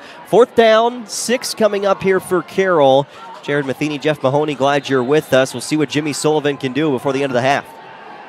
He's got Hafner as his receiver at the bottom of your screen. Colabati's in coverage. Sullivan Just a three-man rush. Still closing in. Sullivan airs it deep down the field. Picked off again. Logan on the return. He cuts back. Oh my! No way! Logan looking for 6 again. He's in! Touchdown, Snider! Are you kidding me? His second one of the game. Unbelievable there by Brandon Logan. Talk about a turn of events right there.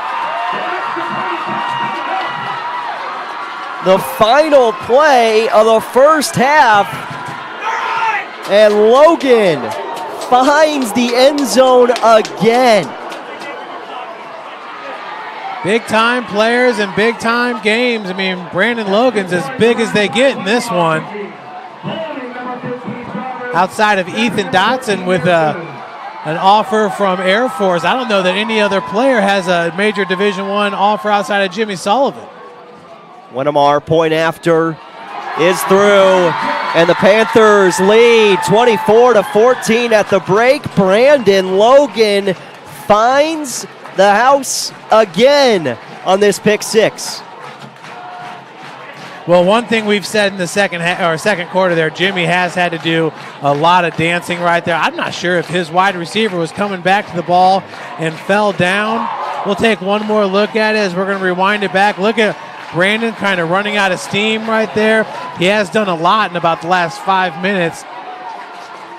Good read, came all the way across the field, did Logan to pick it, and then he had the convoy out in front. Wow, what a first half. Pick 6 times 2 for Brandon Logan as the Snider Panthers lead the Carroll Chargers at the half, 24-14. We'll come back, look at the first half, look forward to the second half, have some scores, and of course the band performance after the break here on Summit City Sports. Welcome to the Summit City, home to the 260's dedicated high school athletes and fans. Each victory and celebration captured by our cameras. Treasure the highlights from the Summit Athletic Conference this season, or complete games live or on demand. After all, nobody's more proud to call Fort Wayne home than SummitCitySports.com.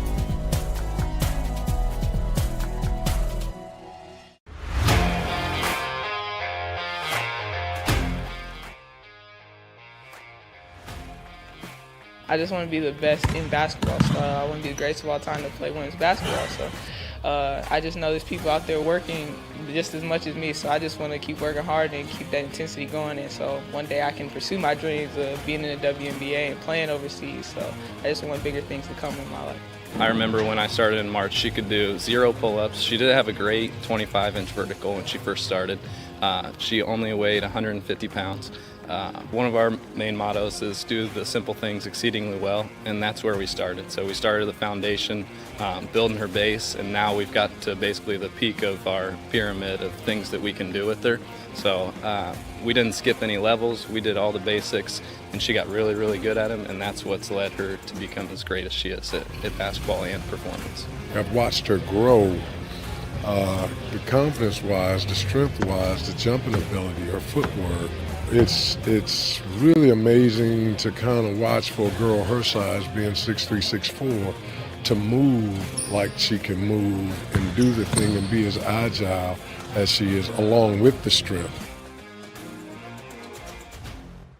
Thank you for watching Summit City Sports. To help broaden our coverage, we're asking you to become a monthly sponsor to our Patreon account.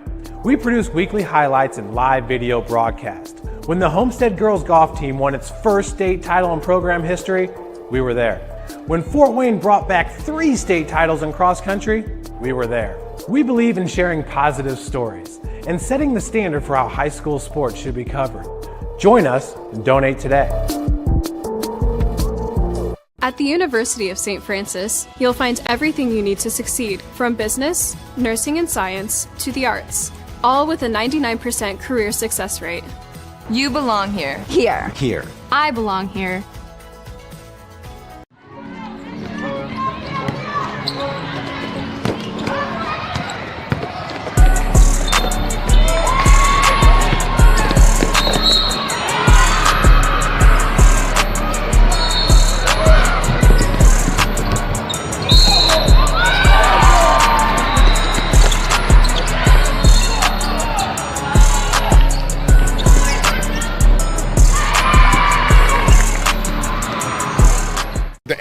always been here, and they're getting better. I'm watching, Summit City Sports, man, they're doing an awesome job. And, I mean, that's a plug. Them dudes are doing an outstanding job. And I'm able to be in Nashville and watch games on YouTube that they're broadcasting, and I'm seeing the talent. And it is just truly outstanding. And, I mean, you guys have seen the talent that's in the NFL now from Fort Wayne, Indiana, the talent that's coming up now, and the talent that, is just here, man. It's really cool.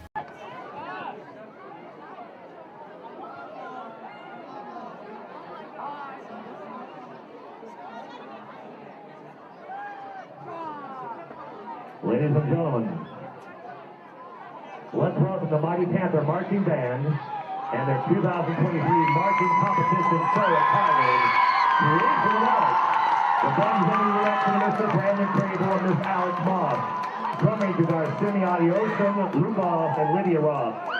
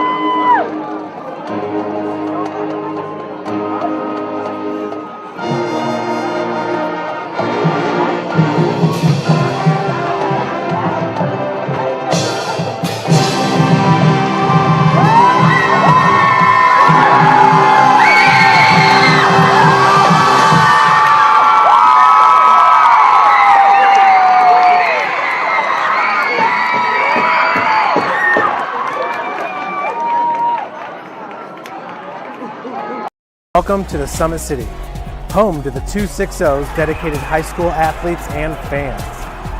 Each victory and celebration captured by our camera.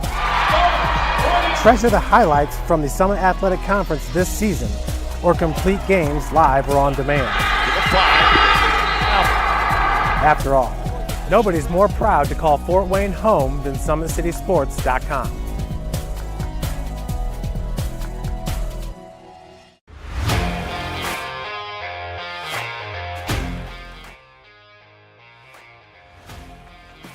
I just want to be the best in basketball. So I want to be the greatest of all time to play women's basketball. So I just know there's people out there working just as much as me. So I just want to keep working hard and keep that intensity going. And so one day I can pursue my dreams of being in the WNBA and playing overseas. So I just want bigger things to come in my life. I remember when I started in March, she could do 0 pull-ups. She did have a great 25-inch vertical when she first started. She only weighed 150 pounds. One of our main mottos is do the simple things exceedingly well, and that's where we started. So we started the foundation, building her base, and now we've got to basically the peak of our pyramid of things that we can do with her. So we didn't skip any levels. We did all the basics, and she got really, really good at them, and that's what's led her to become as great as she is at basketball and performance. I've watched her grow, the confidence-wise, the strength-wise, the jumping ability, her footwork. It's really amazing to kind of watch for a girl her size, being 6'3", 6'4", to move like she can move and do the thing and be as agile as she is, along with the strength. Thank you for watching Summit City Sports. To help broaden our coverage, we're asking you to become a monthly sponsor to our Patreon account. We produce weekly highlights and live video broadcasts. When the Homestead girls golf team won its first state title in program history, we were there. When Fort Wayne brought back 3 state titles in cross country, we were there. We believe in sharing positive stories and setting the standard for how high school sports should be covered. Join us and donate today. At the University of St. Francis, you'll find everything you need to succeed, from business, nursing and science, to the arts, all with a 99% career success rate. You belong here. Here. I belong here.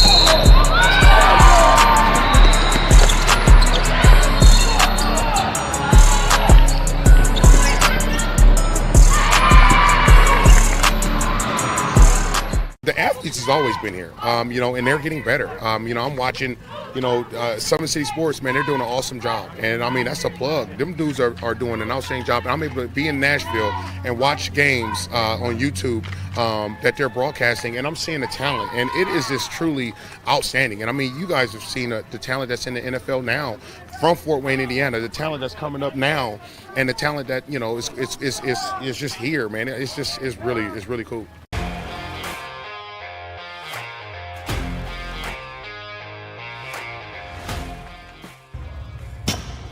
I like to stay active. I try to come in here at least 3 times a week and just get my 1-hour workout in. Since September, I think I've put on 22 pounds of muscle. I think my vertical has gone up plus 5 inches. I've gotten a lot faster since then too. I can hit the ball further. In football, I can push people around more. It's basketball easier too. Just being stronger just makes everything easier. Brandon started with gym rats basketball training. After one of the sessions, he came up to me and he wanted to know if he could do more. So Brandon started the EDGE program in November, in addition to the club training he was doing, because it offers personalized programming for his athletic goals. PSN Performance uses a long-term athletic development pyramid. At such a young age, it's really good for Brandon to set the foundation of athletic development. Since he is in season all year round, he has to be ready for all the physical demands. So he does a lot more strength training, just because in basketball he sprints and cuts a lot. In baseball he's doing a lot of sprinting. In football he does a lot of sprinting and jumping. So preparing him to withstand the physical demands of those games, he does a lot more strength training. I like all the lower body stuff the best. I do goblet squats, split squats, back squat, front squat, a lot of those. Tyler knows what's best for me. He always points me in the right direction. He just pushes me to go harder every day. This could be you. At the University of St. Francis, you'll find everything you need to succeed, from business, nursing and science, to the arts. You belong here! Area sports looked a lot different back in 1952 when Jim Kelly opened his first dealership in Fort Wayne. 70 years later, that original dealership has grown into the Kelly Automotive Group with 14 brands in 3 locations, including our new Fort Wayne Auto Mall and Kelly Chevrolet on Lima Road. Fort Wayne continues to support our local teams and businesses. Thank you for 70 years. We could have never done it without you. Visit us today at drivekelly.com. Anderson Heating and Air, locally owned and operated with over 50 years of experience. Call us today and get a free quote on a brand new furnace and AC, financed and available. Don't wait. Call us today and sign up for a maintenance agreement and stay cool. Our maintenance agreements will ensure that you're first in line if you have an emergency, and we'll send one of our service techs out for cleanings twice a year. Call us at 557-0958 or request an appointment on our website. Call Anderson Heating and Air, where your emergency is our emergency. A pair of pick sixes for Brandon Logan has flipped this game on its head. Snider 24, Carroll 14 at the end of the first half of play. And Brandon Logan, you'll see here, this is the second pick six for Logan that ended the first half of play out in space and just found his way into the end zone. Jared Matheny, Jeff Mahoney, glad you're with us here on Summit City Sports. Jeff, the defense of Snider Black Attack is in full action tonight. Yeah, and you really didn't see it on the first 2 series of this game, and that's when Jimmy Sullivan was just really able to pick apart the defense. Had the 2 touchdown passes to Van Pelt. His tight end has just been an awesome target for him as well. But since then, and we said it early on, you look at Jimmy back here in the pocket, and he's just got all kinds of day to throw that ball. Nobody even close to being around him. Nice pitch and catch right there to the young sophomore and Van Pelt. Van Pelt, who has 2 touchdowns in his game, now 4 on the season. But since then, the Snider defense has been terrorizing him. Adam Blakey doing a great job off the edge. And Lucas Rohrbacher, I'm not sure if they got him doing some kind of spy duties. Check out Uriah Buchanan here. That was a tough run. Snider has stuck with the run. They're continuing to pound this defensive front 7 of Carroll, and it's led to some good things in the run game where we've seen Buchanan, instead of getting touched in the backfield, able to pick up a yard or 2 before there's a bunch of gray helmets on him. So, wow. But, yeah, the performance by Brandon Logan, we looked at his last touchdown, and then this touchdown right here happened, what was that, maybe a minute before the previous one? There was 1:18 on the clock, I want to say, when this pass went off, and Logan picked it and found the end zone. We thought, there goes the momentum, Snider's side going into half, and then he had another pick six. And the Panthers, in what was a really, really competitive first half, all of a sudden are up 10 points, and they're getting the football here. And, with Buchanan in the backfield and Billingsley alongside him, this is a huge first possession all of a sudden for Carroll defensively. Great stuff. And, Snider, who deferred in the first half now, pick it up in the third. If they can get another touchdown here, go up by 3 scores, that would be impressive. Kick is away. And there's Cole Labonte back to receive. Right up the middle and past the 20. Yeah, the kickoff team all day has been strong here for the Chargers. Calabote definitely a threat to take it to the house. I don't think he's got to the 25 yet in this game. No, Carroll's done a nice job in that kick return game. And we saw Steely with the big return. That kind of maybe forced Carroll's hand to try and go down the field, and that ended up in the pick six. Yeah, that was a great return there right before the half. And just got erased by the Snider defense. Billingsley with Buchanan behind him. Rolls out near side. And Billingsley just dumps it out of bounds, incomplete. Yeah, that pass was intended for Jack Langus. That would have been his first catch of the season. Yeah, Langus stuck that left hand out there, and Billingsley just coming to the near side. Lets it go. Got a couple of scores nearing halftime or at halftime. Columbia City leads DeKalb 28-10. Northside's in front of Northrop 16-6 was the last update we had there, and Homestead in front of Dwenger 14-7. Buchanan with a carry this time. And lots of Charger defenders in there at the end. Justin Anderson was the first to the scene for Carroll. Just a gain of 1, 3rd down and 9. Yeah, all game long they've done a great job of pursuing to the ball. Cam Lentz and Justin Anderson there converge. I mean, that's a big duo right there. Anderson goes 6'3" as well. Lentz 6'3", 215. Justin Anderson actually 6'2", 215. Looks like 6'3". 3rd down and 9 for Snider. Billingsley back to pass. All sorts of time. Rolls near side, throw, and incomplete. As Billingsley was looking downfield, and less than a minute off the clock here in the 3rd quarter, and the Carroll defense going to force a 3-and-out on the opening drive. Boy, and that's exactly what the Chargers wanted coming out of the halftime break. And you know, if you're Jimmy Sullivan, an experienced signal caller, you cannot wait to get back out on the field and start carving up the defense like he did in the 1st quarter. Hafner is back deep to receive. Wennemar to boot it away. Not a great punt. Hafner lets it bounce, and it'll take a Snider roll. Yeah. Inside the 40. Yeah, if you're Coach Doug Dinan there, you probably hope you would have fair caught that one there. Snider gets the friendly roll, picks up about an extra 12 yards. Yeah.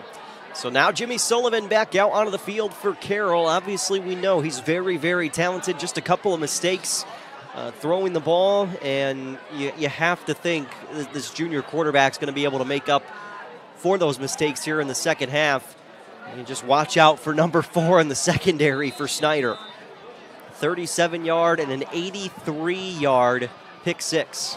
Yeah, Sullivan as a sophomore, 2,203 yards passing, 65% completion percentage with 27 touchdowns, just 7 picks. Gives to Starks to start this drive, and Starks, one of the better carries so far for him.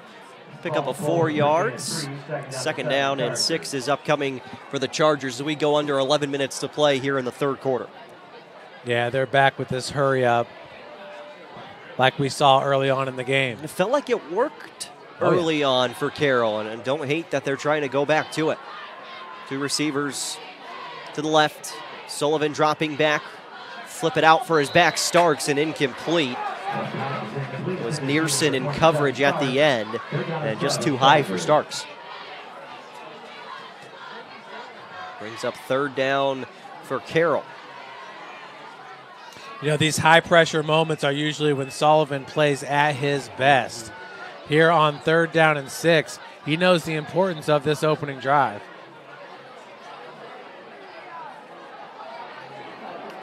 Nearson runs off the field. Alan Bolton is now on defensively for Snider. 3rd down and 7.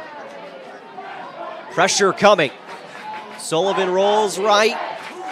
Gonna tuck it, spins forward. He's close to the marker. Gonna be short, but it sets up an interesting 4th down. Yeah, looks like about a yard, maybe 2 yards short. Did you see Rohrbacher just throw Starks to the side there, who picked him up on a block on that blitz? But yeah, Sullivan there showing his heart, racing down the sideline there, trying to pick up the 1st, and it'll be a personal foul. Late hit at the end there will give the 1st down to Carroll. Let's see, was that on Sullivan right there? They're going to say he rode him down to the ground. We can slow it down one more time. I believe that was Blakey that caught him in bounds right there. That's just a tough call right there. 1st down and 10, now inside Snider territory. Sullivan keeps this time, spins, and picks up 15 plus. Jimmy Sullivan uses the legs this time. Yeah, and you saw the burst right there. They say he's the second fastest man on the team. Showed it with that one. And how about the spin move there after contact? I mean, Sullivan, I don't think he was too happy with Blakey's hit on the previous play. Another first down. Sullivan looking down the field for Bachman. Hauls it in, and in the corner, touchdown Carroll. Chargers respond to start the second half. A 28-yard touchdown reception, and somebody just woke up Jimmy Sullivan. Not what you were looking to do if you're Snider, as Jimmy Sullivan comes out, marches the Chargers right down the field, and a touchdown, 6 points. With 9:49 to play in the third quarter, an extra point can bring it back within 3 for Carroll. PAT, good pressure from Snider there, but the point after is through as Mason Bachman hauls in his second touchdown of the season. Yeah, we'll take another look at it. And does this not remind you of the first quarter here? Yeah. But Sullivan, man, that hit 2 plays ago out of bounds really lit a fire under him, because the very next play he rushed right up the gut, picked up about 14 yards there with the perfect pass. That was perfect into the corner, and kind of reminiscent of that Van Pelt touchdown in the first quarter very much as well. So. Looked identical. Here's the play beforehand, the run, and look at that burst right there. Takes off. Picks up an extra 7 yards there after first contact. And that length on his body helped him get those 7 extra yards. And Carroll right back within 3. Coach Dinan, whatever he said at half, was loud and clear to his Chargers. Yeah, and also that hit on the sideline there, I think, woke Jimmy up. As Dempsey tees it up.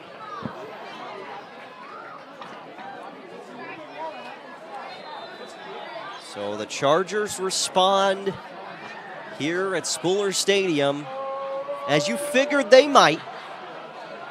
And this kick will be taken at the 1-yard line. Calabati wrapped up across the 30, and there's that first good return for him tonight across the 25. Near the 30-yard line of the Panthers. First and 10 Panthers from Mahoney. Yeah, it's a nice return here. Now it's time for the Panther offense to respond. You know, last time it took them 2 series to really get going. Buchanan on that first drive did have that 65-yard touchdown run, but we'll see if Buchanan wants to go to the air, or excuse me, Billingsley wants to go to the air here if they're just going to keep riding number 1. So Billingsley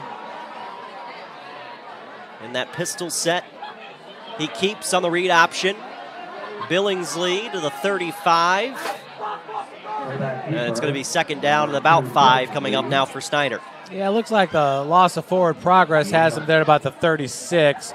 Refs are actually going to spot it there at the 37. So a nice extra push there by Billingsley. He is just so impressive running the ball there off that tackle.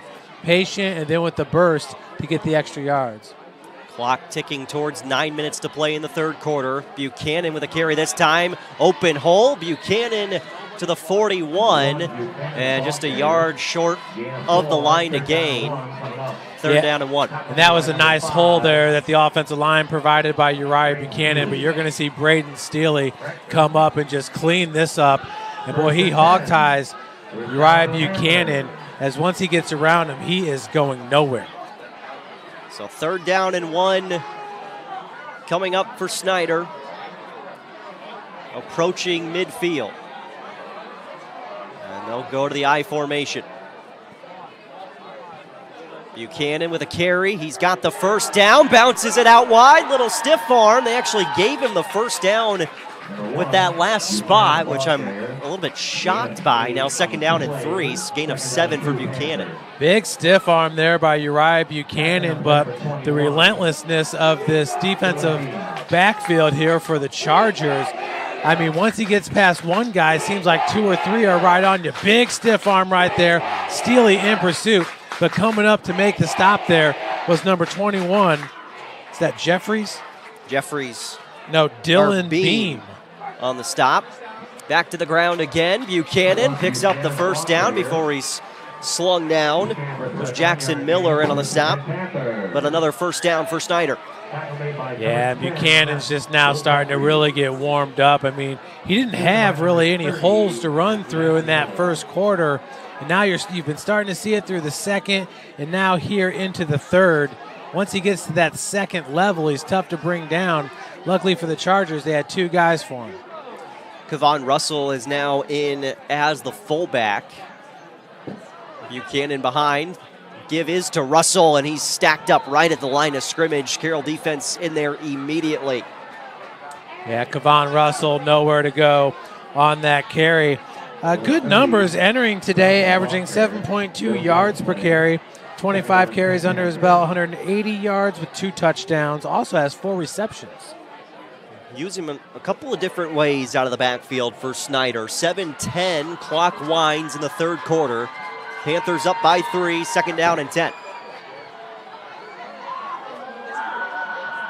Billingsley keeps himself, and he's cut down at the legs. There's Steely with a nice tackle in open space. Yeah, Steely's got to be approaching about double-digit tackles already in this game. He's been all over the place. You know, early on, the front seven was swallowing everything up, but since then, it's been Steely and these DBs making plays. Third down and 9 upcoming here for Snider. And again, this Carroll defense looking for a big-time stop in the second half, trying to get Jimmy Sullivan back out onto the field. Receivers Jarvis and Ganaway to the far side. Billingsley looked that way, now hauls it out for Jarvis, who caught it, but well short of the line to gain. Jarvis, third or fourth reception in this game? Yeah. He's been one of the favorite targets from Billingsley when he's dropped back to pass. Probably the favorite. Yeah, so far tonight at least. Fourth down, and the Panthers in a spot past the 40-yard line where they're going to roll the dice and go for it. Langus comes off the field. Watch for Jarvis again here. Fourth down and 4 for the Carroll 37. Billingsley on play action. Flag right at the snap, and Billingsley somehow escaped. There goes Kieran. Has the first down, depending upon what the marker is. Unbelievable there by Cool Ron. So cool under pressure there. Got away from about 5 Chargers, but a flag could bring it all back because he did pick up a first down. And the flag could change the decision here for Coach Tippmann as well. Yeah, and it's in the area of holding. Oh, even beforehand.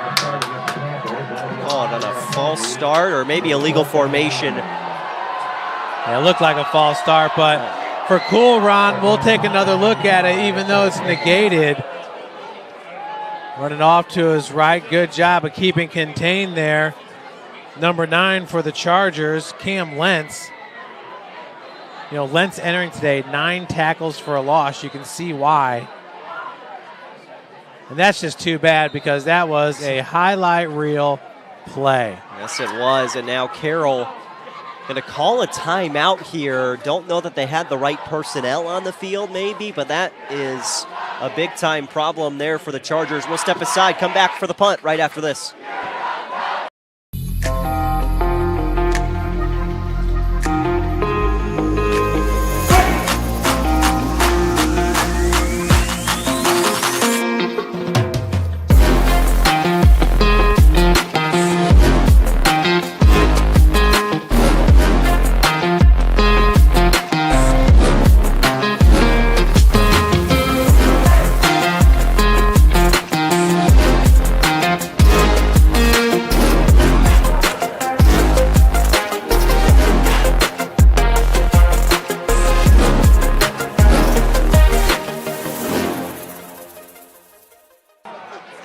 Fourth down and 9 for Snider inside of Carroll territory. The Panthers set to punt it away here on Summit City Sports. 5 minutes, 30 seconds remaining in the third quarter.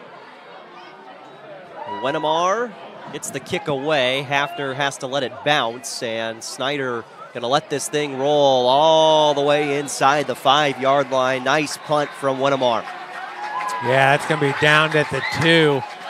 Hafner was just sitting there waiting for it, but not a whole lot he could do on that one. So tough sledding for the Carroll offense to start off here, but the first drive went so well, you feel like they'll be fine. Seems like it. Jimmy Sullivan, it kind of ignited after he got hit late out of bounds, or at least that was the call on the play. And Sullivan then had the keeper for 15 plus, and then found Bachman in the corner of the end zone.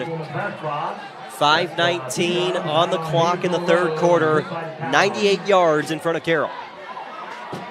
I'll tell you what, Carroll has not been able to get anything going with the run game, but they really haven't needed to. Sullivan on a drop back, airing it out this side of the field, looking for Bachman, and through his hands, incomplete. Good coverage down the near side. Good coverage. That was absolutely great coverage there by Snider, number 23, Keon Sykes. But I'll tell you what, Bachman nearly made a fingertip catch. These receivers are really showing us something today. Carroll receivers have been impressive, and it's been Van Pelt, Bachman, the two that have found the end zone, as opposed to Hafner, who had 3 touchdowns a week ago against Dwenger.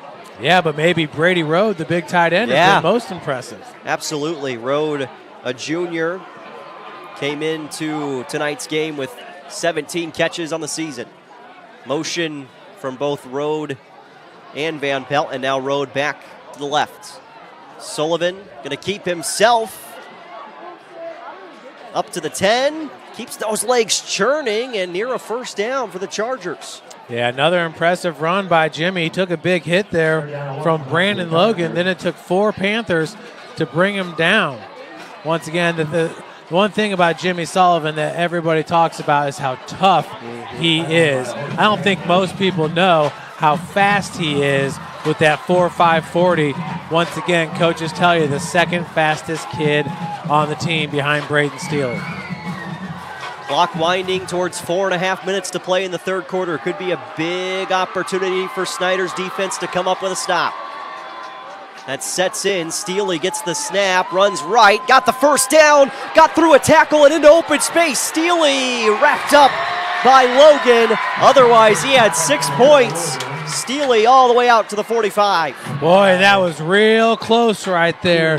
Steele, you didn't know if he was going to be able to get that extra burst he needed to break away from Brandon Logan right there. I feel like that was some next man speed by Logan, just saying, I got to make this tackle. But that little stumble right there is what cost him that touchdown. What a great run, though.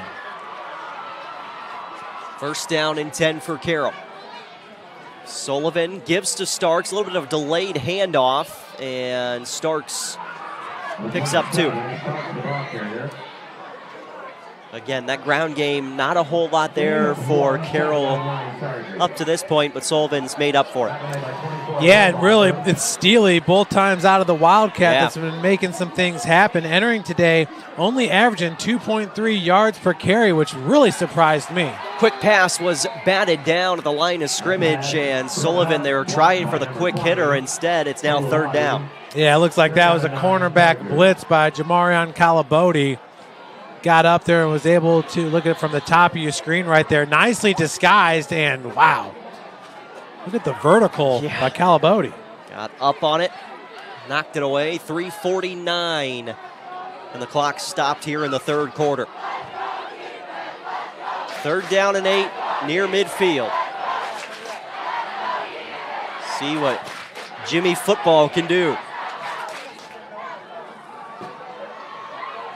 Sullivan drops back. Pressure, escapes through the middle, slides down and past the marker. Should be a Carroll first down.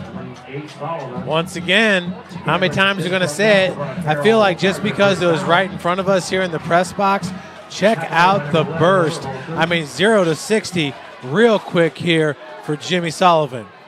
Decides he's going to take off and run, and boom! Making it happen. Knew where the first down was. Sullivan, empty set. Rolling to this near side, looking for space, looks down the field and just threw it short. Panthers are looking for intentional grounding. He was out of the pocket. 2nd and 10. Blakey, though, he's been really disruptive. He's kind of been the difference, I feel like, off the edge, getting pressure on Sullivan, forcing him out of the pocket, and allowing other Panthers to help supply that pressure. 3:17 third quarter. 2nd and 10 for Carroll. Starks is the tailback. It's the carry for Starks, and not a whole lot of space. He picks up 2.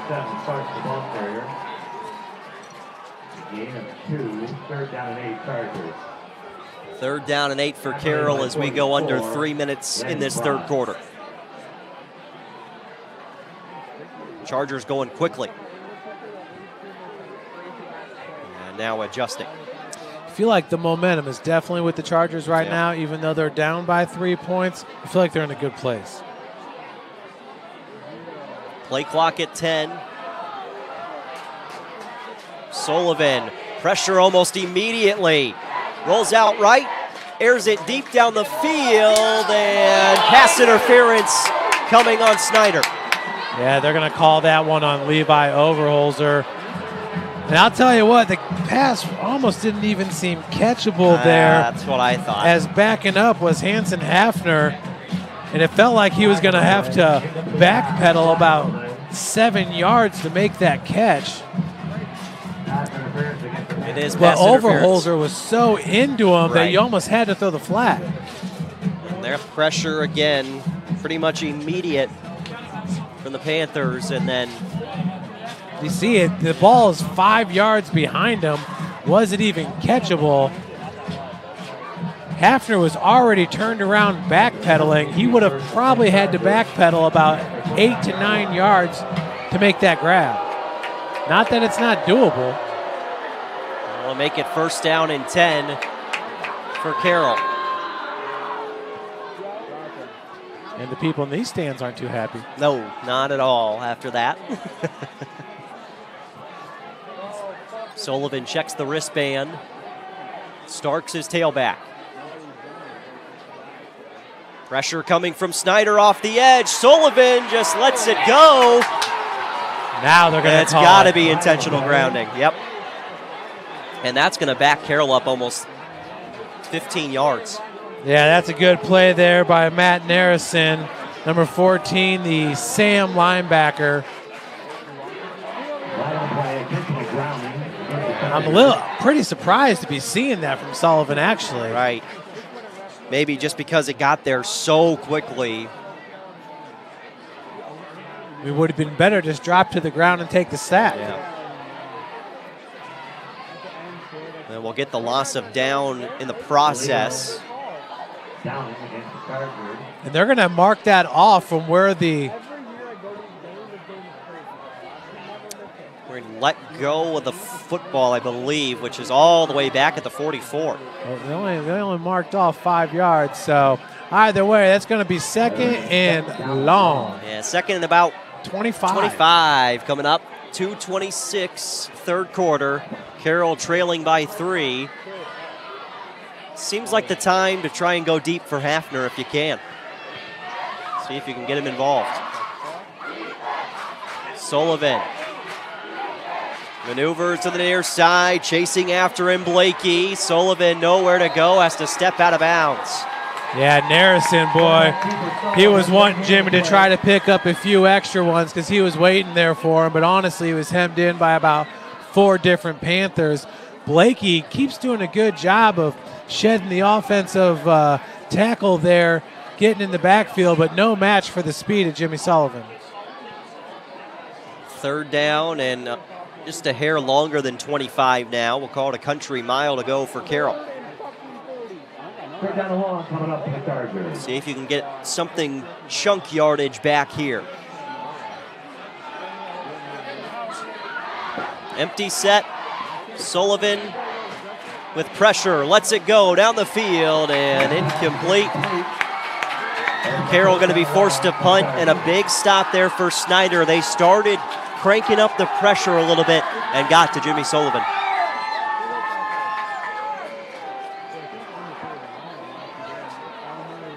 So good adjustments being made there by the Snider defense.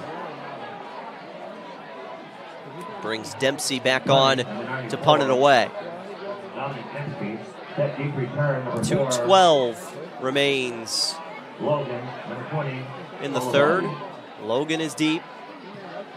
Another huge punt. High punt. Panthers let it go, and it jumped back. I think landed on the goal line. I think so. It is a touchback. It'll be 1st and 10 at the 20. Just hit that line. Really almost a perfect punt there from Dempsey. Well, Dominic Dempsey, once again, a senior, but there's no doubt he has got a monstrous leg. Once again, entering today, 6 inside the 20. That's the second one there that's going to result in a touchback. There's no doubt about it, though. That ball just explodes off his foot. Yeah.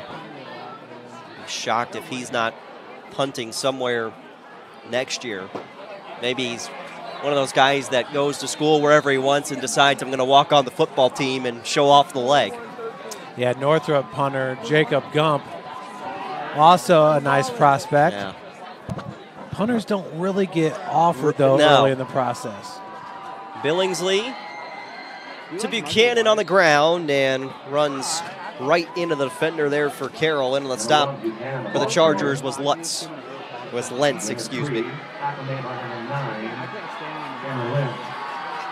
Lentz on the stop after 3 yards for Buchanan.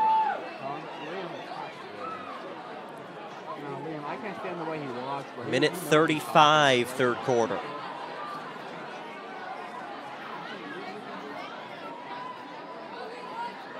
Billingsley back to Buchanan.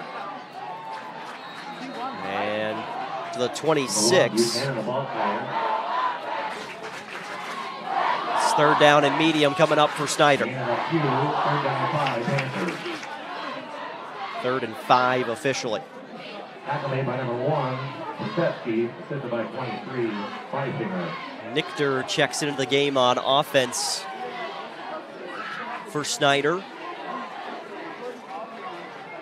See if they allow Billingsley to air it out.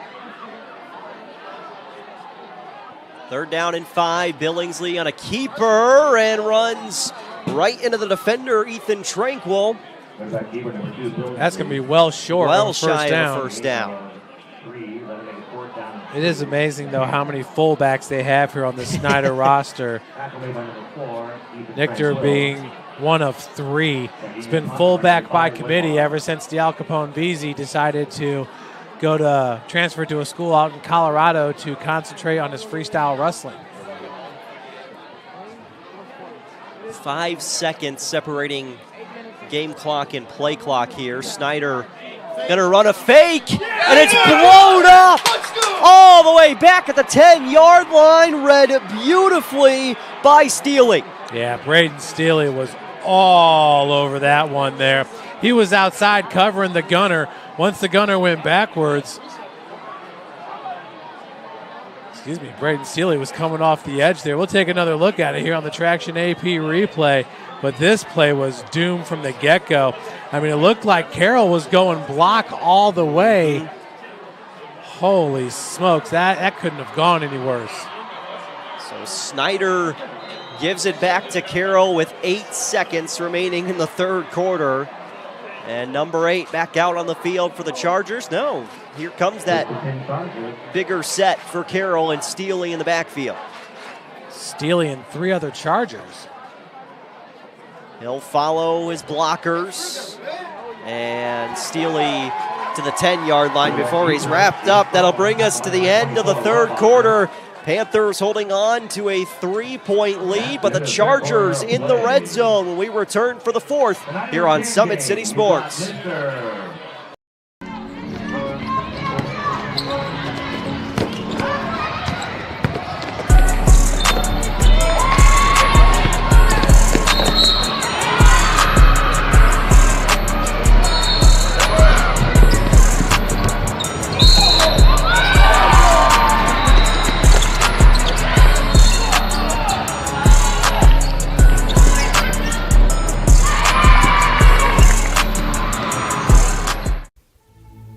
Anderson Heating and Air, locally owned and operated with over 50 years of experience. Call us today and get a free quote on a brand new furnace and AC, financed and available.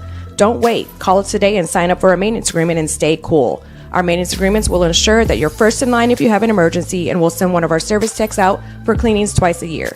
Call us at 557-0958 or request an appointment on our website. Call Anderson Heating and Air, where your emergency is our emergency.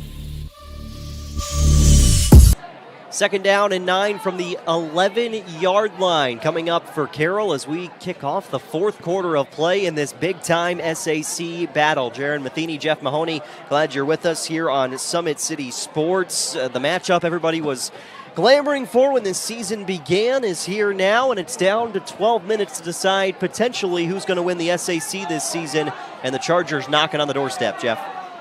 Yeah, and I'll tell you what, you can throw Homestead right back into the mix. They just keep getting better and better after that loss to Noblesville. They got a strong sophomore class there. They're big on the defensive line. Their second string's big, and that's who Snider's got next week at Homestead. Sullivan with this jumbo set, airing it out towards the back pylon, incomplete. Good look, and they were going for Hafner. Yeah, Hafner nearly snow-coned that one with the left hand by itself, so that would have been impressive. We've seen these receivers. You can just tell a lot of time spent with Jimmy Sullivan, but the coverage has been good by these Panthers, minus a few miscues that have resulted in touchdowns, 2 to Van Pelt, and the other one to Bachman. Bachman's second of the year, and then Van Pelt doubled his total. He's up to 4 touchdown grabs this season. 3rd down and 9 upcoming from Carroll. Can get a first down before reaching the end zone. And now a timeout taken by Carroll with 1 on the play clock. The Chargers are down to just 1 timeout remaining now. Yeah, absolutely. Let's take some time now to thank some of our great sponsors here on Summit City Sports. And again, we show appreciation to them. Big Eyed Fish has been around the Northeast Indiana area for generations. Like their Facebook pages for updated promotions. Enjoy the best fish in Fort Wayne in a family-friendly environment at Big Eyed Fish. Kelly Automotive celebrating their 70th year in business. Shop all 14 of their brands at kellydrive.com. Tom Steel Tire has been servicing the Fort Wayne area for over 40 years. They'll help you find the perfect tire for your vehicle and other auto repair services like brakes, wheel alignments, engine diagnostics, and more. At Ottenweller Contracting, we invest in our customers by providing peace of mind during the entire process. From bid to build, visit OttenwellerContracting.com. 3rd down and 9 coming up for Carroll. Just 1 timeout now remaining for the Chargers. And Ottenweller Contracting, a big Carroll supporter. Their kids played football here for the Chargers. Hoping the Chargers score here. Sullivan rolling near side, looking it out. He's going to keep it himself, and it wrapped up by Rohrbacher. Boy, and that's what you got to be careful of if you're Jimmy Sullivan, is just that right there, meeting number 24. Rohrbacher coming in just 69 tackles away from setting a new program record over there at Snider. It looks like we got the field goal unit coming in for the Chargers, but boom, right around that corner, he was hiding behind the big tight end and makes a stop. Laredo is on to attempt the field goal, which will come from 27 yards on the right hash. Snap, hold is down, kick is up, and it is through. And we are tied at 24 with 11:06 to play in the 4th quarter. Although game clock still running, ran down to 11 and still running now, so we'll have to get that adjusted. But 24 all after the made field goal from 27 yards. That was Dempsey that came in to kick that field goal. Normally it's Victor Barreto who makes those kicks. Barreto coming in 38 of 41 extra points and 3 of 4 field goals. That was Dempsey, though. So field goal good, 24-24. Clock reads 10:50, but it'll get reset to 11:09 here, so they'll get things worked out there. 24 all. And Carroll, although they don't come away with 7 points, kind of gifted the 3 points here after Snider decided to roll the dice on 4th down and try to go for the fake punt. Yeah. zone. Yeah, absolutely. I mean, to lose the ball inside the 20, that was brutal. You are blessed. You are very happy you only gave up 3 points. Yeah, I guess credit to the Panther defense more than anything for only allowing 3 points. Yeah, and for Lucas Rohrbach to make that stop right there, he's been doing it ever since his sophomore year. That's what leaders do. We've seen it from Brandon Logan, especially there in the second quarter, right before half. Brandon Logan, one of the up men. It's Jamarion Calabodi back deep, standing at his own goal line. So Calabodi off the kick from Dempsey. Calabodi cannot field it outside of the end zone. It'll go in for a touchback. Boy, he wanted to return it. He was stepping on about the 1-inch line and tried to jump up, and it just went through his hands because there was so much force behind that kick. But hey, you got to applaud the credit. Absolutely. We've seen both sides try to do that for Carroll and Snider, trying to find a way to make an impact in this game. Ball at the 20-yard line, first down and 10 for the Panthers, 11:09, fourth quarter. We're tied at 24 in this big-time SAC battle. And bring out the offense for the Panthers and Kieron Billingsley. And really, the offense has been quiet tonight for Snider. Well, it's been quiet in the second half so far. Billingsley on the run here, airs it out. Catch is made by Ganaway. First down, Panthers. Yeah, Ganaway chopped down right away by Steely, or was that Anderson out there, number 6? Steely. Anderson. Yeah, it was Steely. But a nice 15-yard gain there. Ganaway's been open a few times tonight, so finally the two have connected. Here on the Traction AP replay, once again, making the handoff, rolling off to his right. Pretty nice throw. And the first down.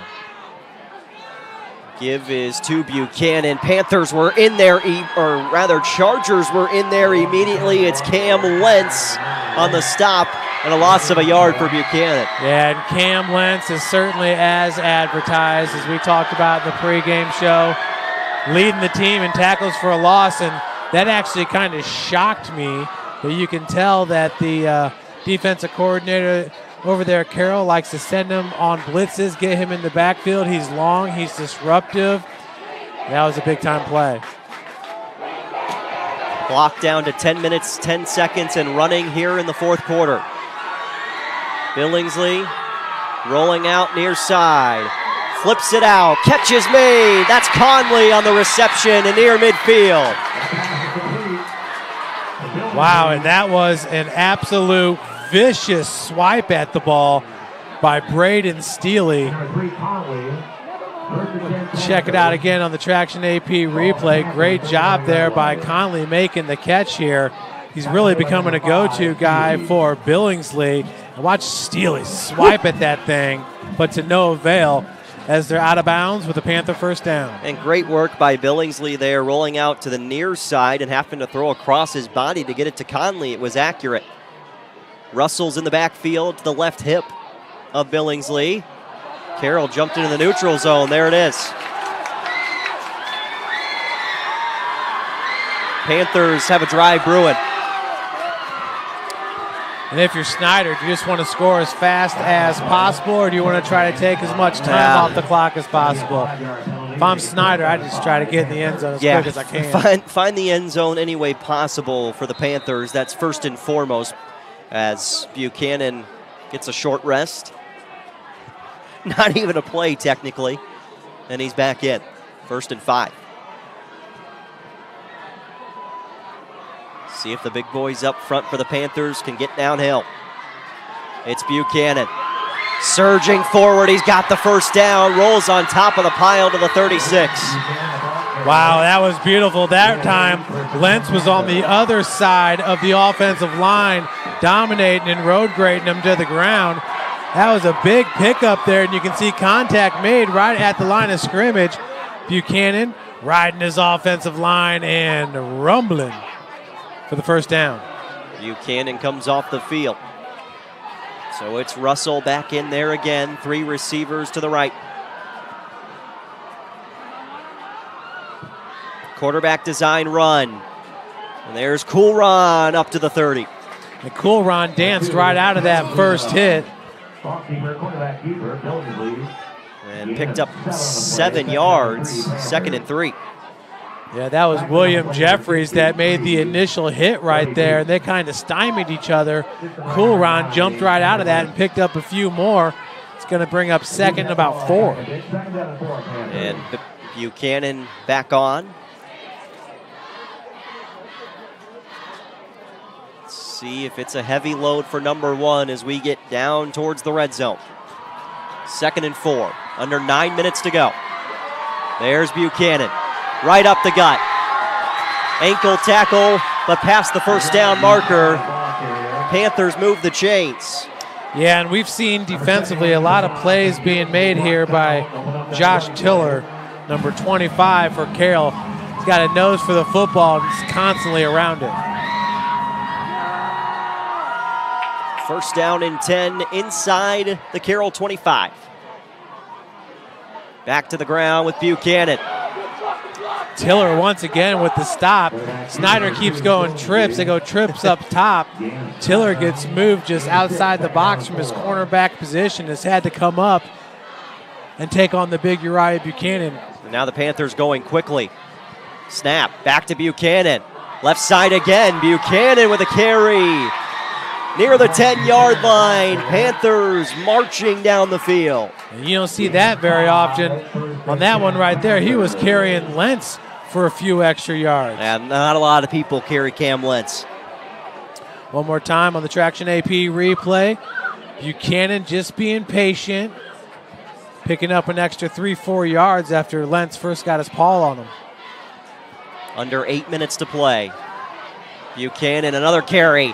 Finds that gap on the left side, and he's inside the 5-yard line. Well, we had talked about this, transitioning from the first quarter to the second quarter, that these Panther linemen, linemen, they love to run block. Not so much pass block, but they love to run block. And they're starting to really wear down this defense. And it started in the second quarter, and now is really taking form here in the fourth. That time of possession in the second quarter is paying off right now for Snider. They'll bring in a bigger set here to the Panthers. Jake Tipman is in on offense. And they've also got Landon Fry on the field. Buchanan, the tailback in the eye. Billingsley, play action. Pressure's there. Billingsley back to the near side, escapes one tackler, and then is wrapped up by Jeffries at the 5.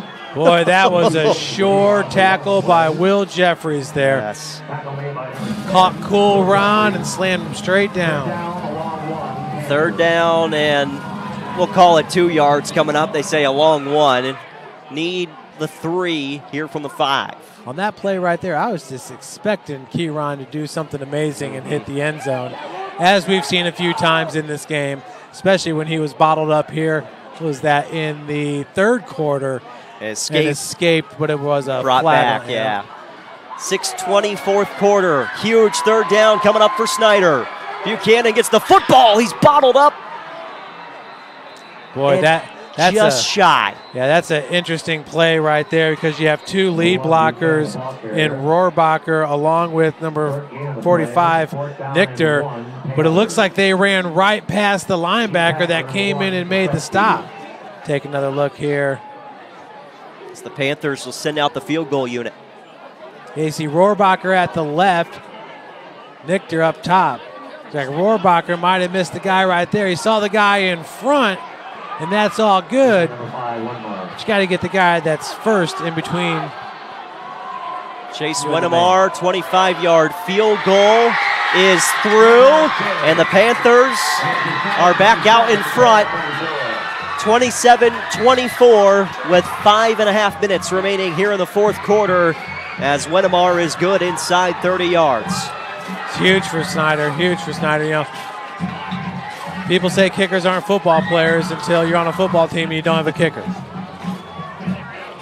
Both kickers have done a great job in this game. Absolutely. When the pressure's been on, too, kickers coming through on both sides of the ball. Chase Wennemar, his second field goal. Hit from 33, and this time hits from 25. And Snider back in front by 3. Wow, Wayne's up on Southside 40-0. Poor Southside. They had Carroll and then Southside, or Carroll and Snider back-to-back weeks. And they split the division so the small schools wouldn't have to do that. And then Southside still got thrown in the mix. But then they do that to Southside. Tell you what, that Archers program, it's gonna take some time, but it's gonna get built back up. Yeah, Coach Goodwell's the right man for that job. He's got a lot of really good freshmen on the team. Just need to build the depth up. It's not going to happen in 1 year. Nope, won't happen overnight. And I doubt that they're going to have Snider and Carroll back-to-back every year on the schedule. Yeah, hopefully ever again for Archer fans. Seriously. Tongue, nice line drive kick. Starks lets it bounce into the end zone for a touchback. 5:31 fourth quarter, Panthers up by 3. And the Chargers with 1st and 10 from the 20. Yeah, up next for Carroll, they are going to be hosting Wayne. Then Homestead, which will be a fun matchup. And then Snider's going to head to Homestead before hosting Northrop. Northrop, who got banged up a little bit against Wayne in week number 2, still really have not been able to get back to where they were health-wise. Sullivan slings it far side, catch made, and there's Van Pelt for the first time in the second half with a reception near the first down marker. How is he listed at 125 pounds? Yeah, I don't know that makes a whole lot of sense to me either. He's a good-looking athlete out there. Even on the roster, 138 doesn't seem to do it justice. Starks up the middle and enough to move the chains for Carroll. Oh, wow, the one that I saw had him listed at 125. Yeah, this Carroll's one's got him at 138. Either way, still, I'd say 150. Just a sophomore. Right, exactly, and that's probably a bigger part of the story. 5:05, fourth quarter, 1st and 10. Sullivan throws it out and was looking in the direction of Van Pelt, incomplete. Receiver number 3, Van Pelt, 2nd down and 10 Chargers. That's Sykes on the coverage. He's come in on relief and doing a great job here for the Panthers. Sykes, just a sophomore at 5'8", 160. We'll see if Snider draws up some pressure here up the middle. Felt like they really started to get to Sullivan, and those interceptions were forced by that pressure. Calabodi on the opposite corner. Have Bowers listed as a as a starting cornerback, but I haven't seen him tonight. No, not at all. Starks up the middle, big hole, and the best carry of the game for Starks comes here in the fourth quarter, picks up 10 and a first down for Carroll. Yeah, that's a big one right there.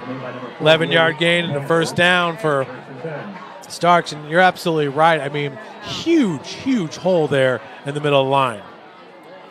Now 4:49 on the game clock. Sullivan checks the wristband, first down and 10.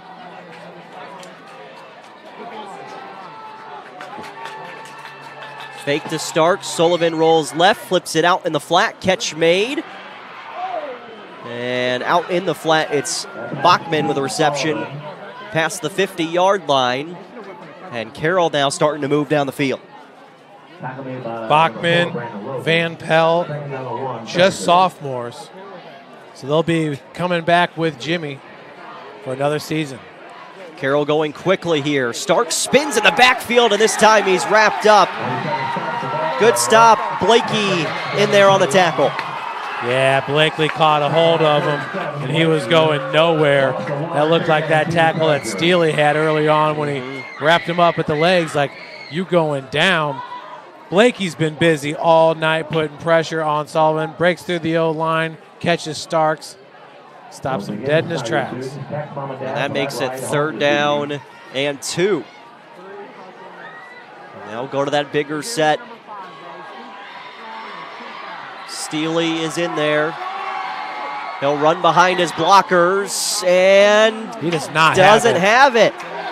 Nah, he's short. He is short of the line to gain. Ball came out at the end, but the whistle blown.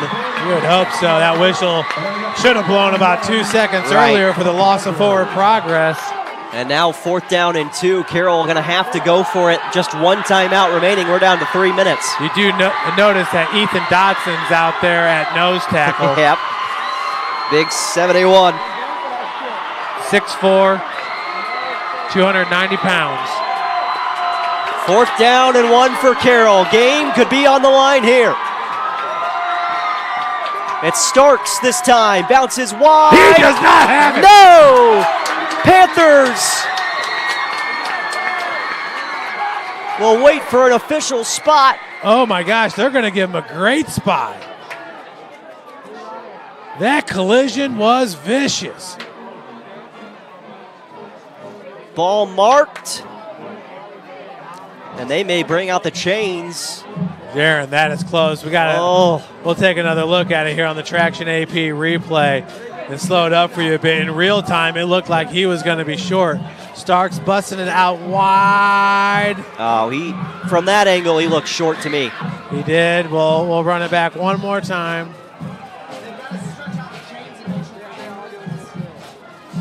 Great job of cleanup by number 23, Keon Sykes. Said his name a bunch. He did not get the first down. Panthers come up with a stop. Wow. And chain links short of that first. Great job by Sykes on that one. I believe that was Rohrbacher also in on the play. As we check it out one more time in the Traction AP replay. That was number 11 that first got there for the Panthers.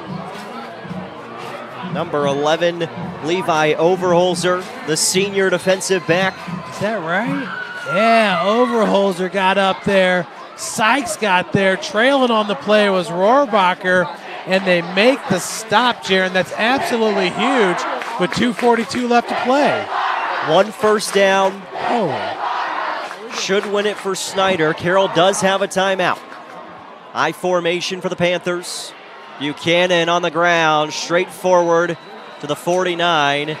And timeout taken by Carroll. And while we have a moment, let's thank our sponsors here as the Chargers take their final timeout.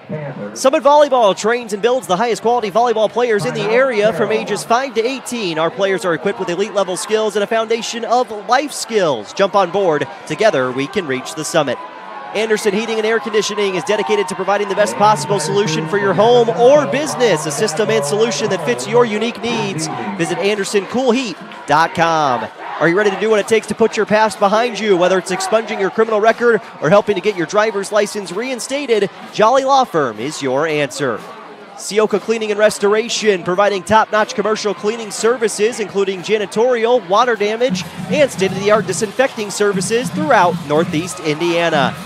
Online degree programs at the University of St. Francis are built for convenience and flexibility. Most degrees can be completed within 12 months. Visit online.sf.edu. 2nd down and 7 for Snider. Carroll is out of timeouts. 2 minutes, 36 seconds on the clock. A first down pretty much ends it. And the Carroll stands have just emptied. A little bit premature, potentially. Buchanan up the middle, dives down, and he's about 2 yards shy of that first down. Now Snider will let that clock run. 3rd down and 1.5 coming up.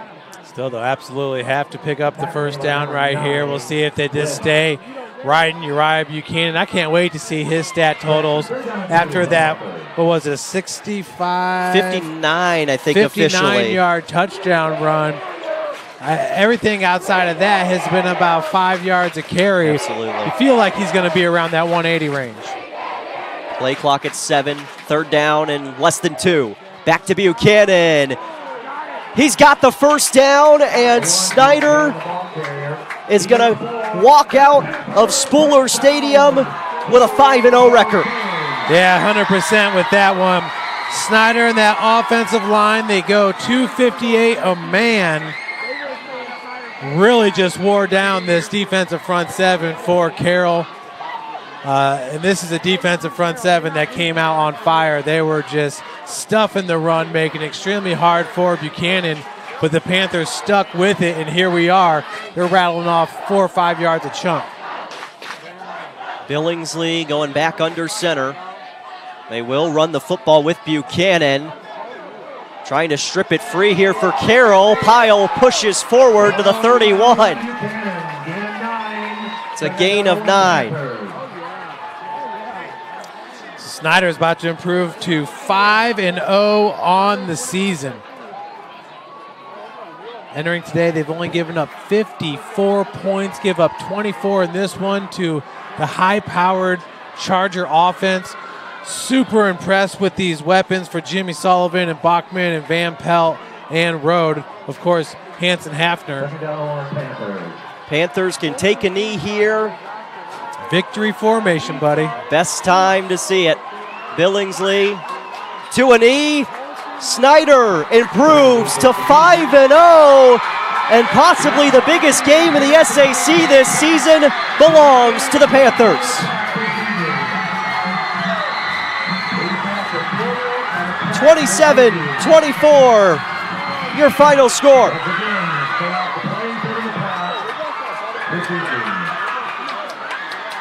Big thank you to our specialists in design, build, mechanical, and refrigeration. Visit tjwindustrial.com.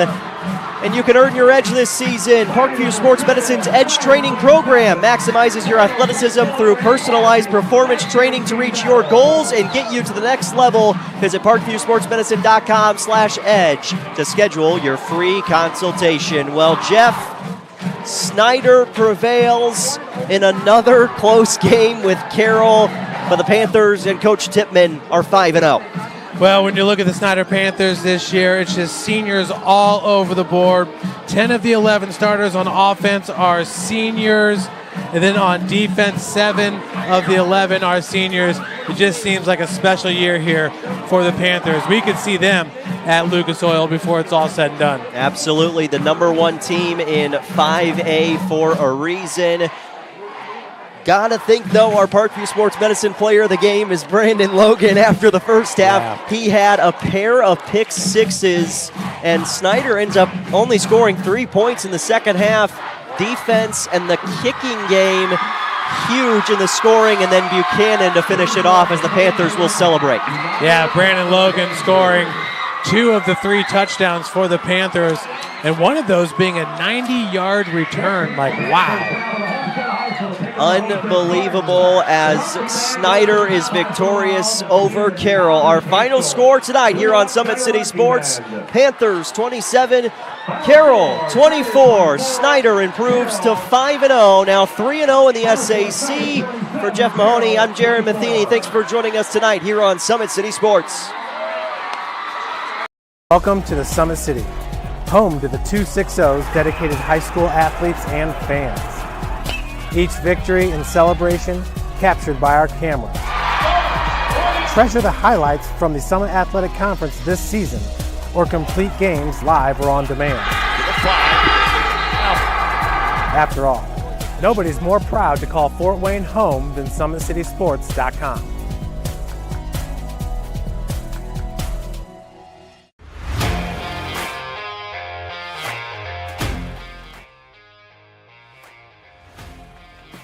I just want to be the best in basketball. So I want to be the greatest of all time to play women's basketball. So I just know there's people out there working just as much as me. So I just want to keep working hard and keep that intensity going. And so one day I can pursue my dreams of being in the WNBA and playing overseas. So I just want bigger things to come in my life.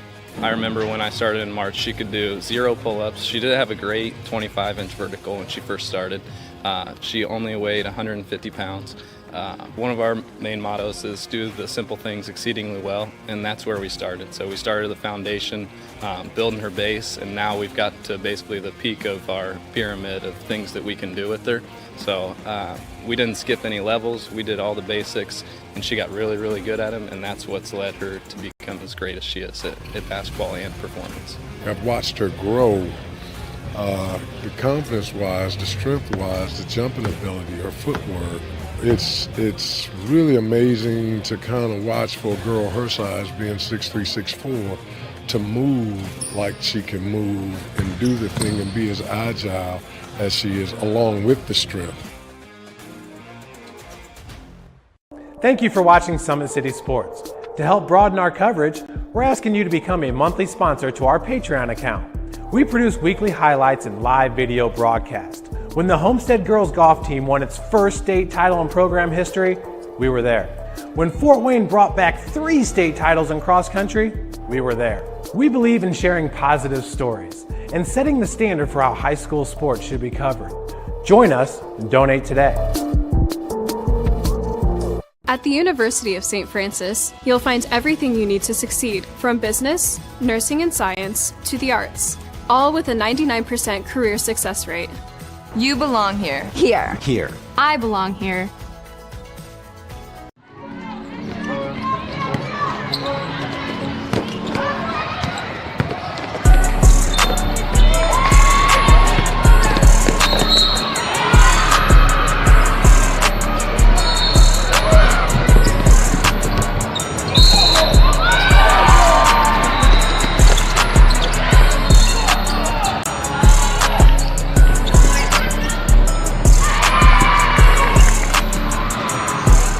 The athletes has always been here, and they're getting better. I'm watching, Summit City Sports, man, they're doing an awesome job. And, that's a plug. Them dudes are doing an outstanding job. And I'm able to be in Nashville and watch games on YouTube that they're broadcasting, and I'm seeing the talent. And it is just truly outstanding. And, you guys have seen the inches. I've gotten a lot faster since then, too.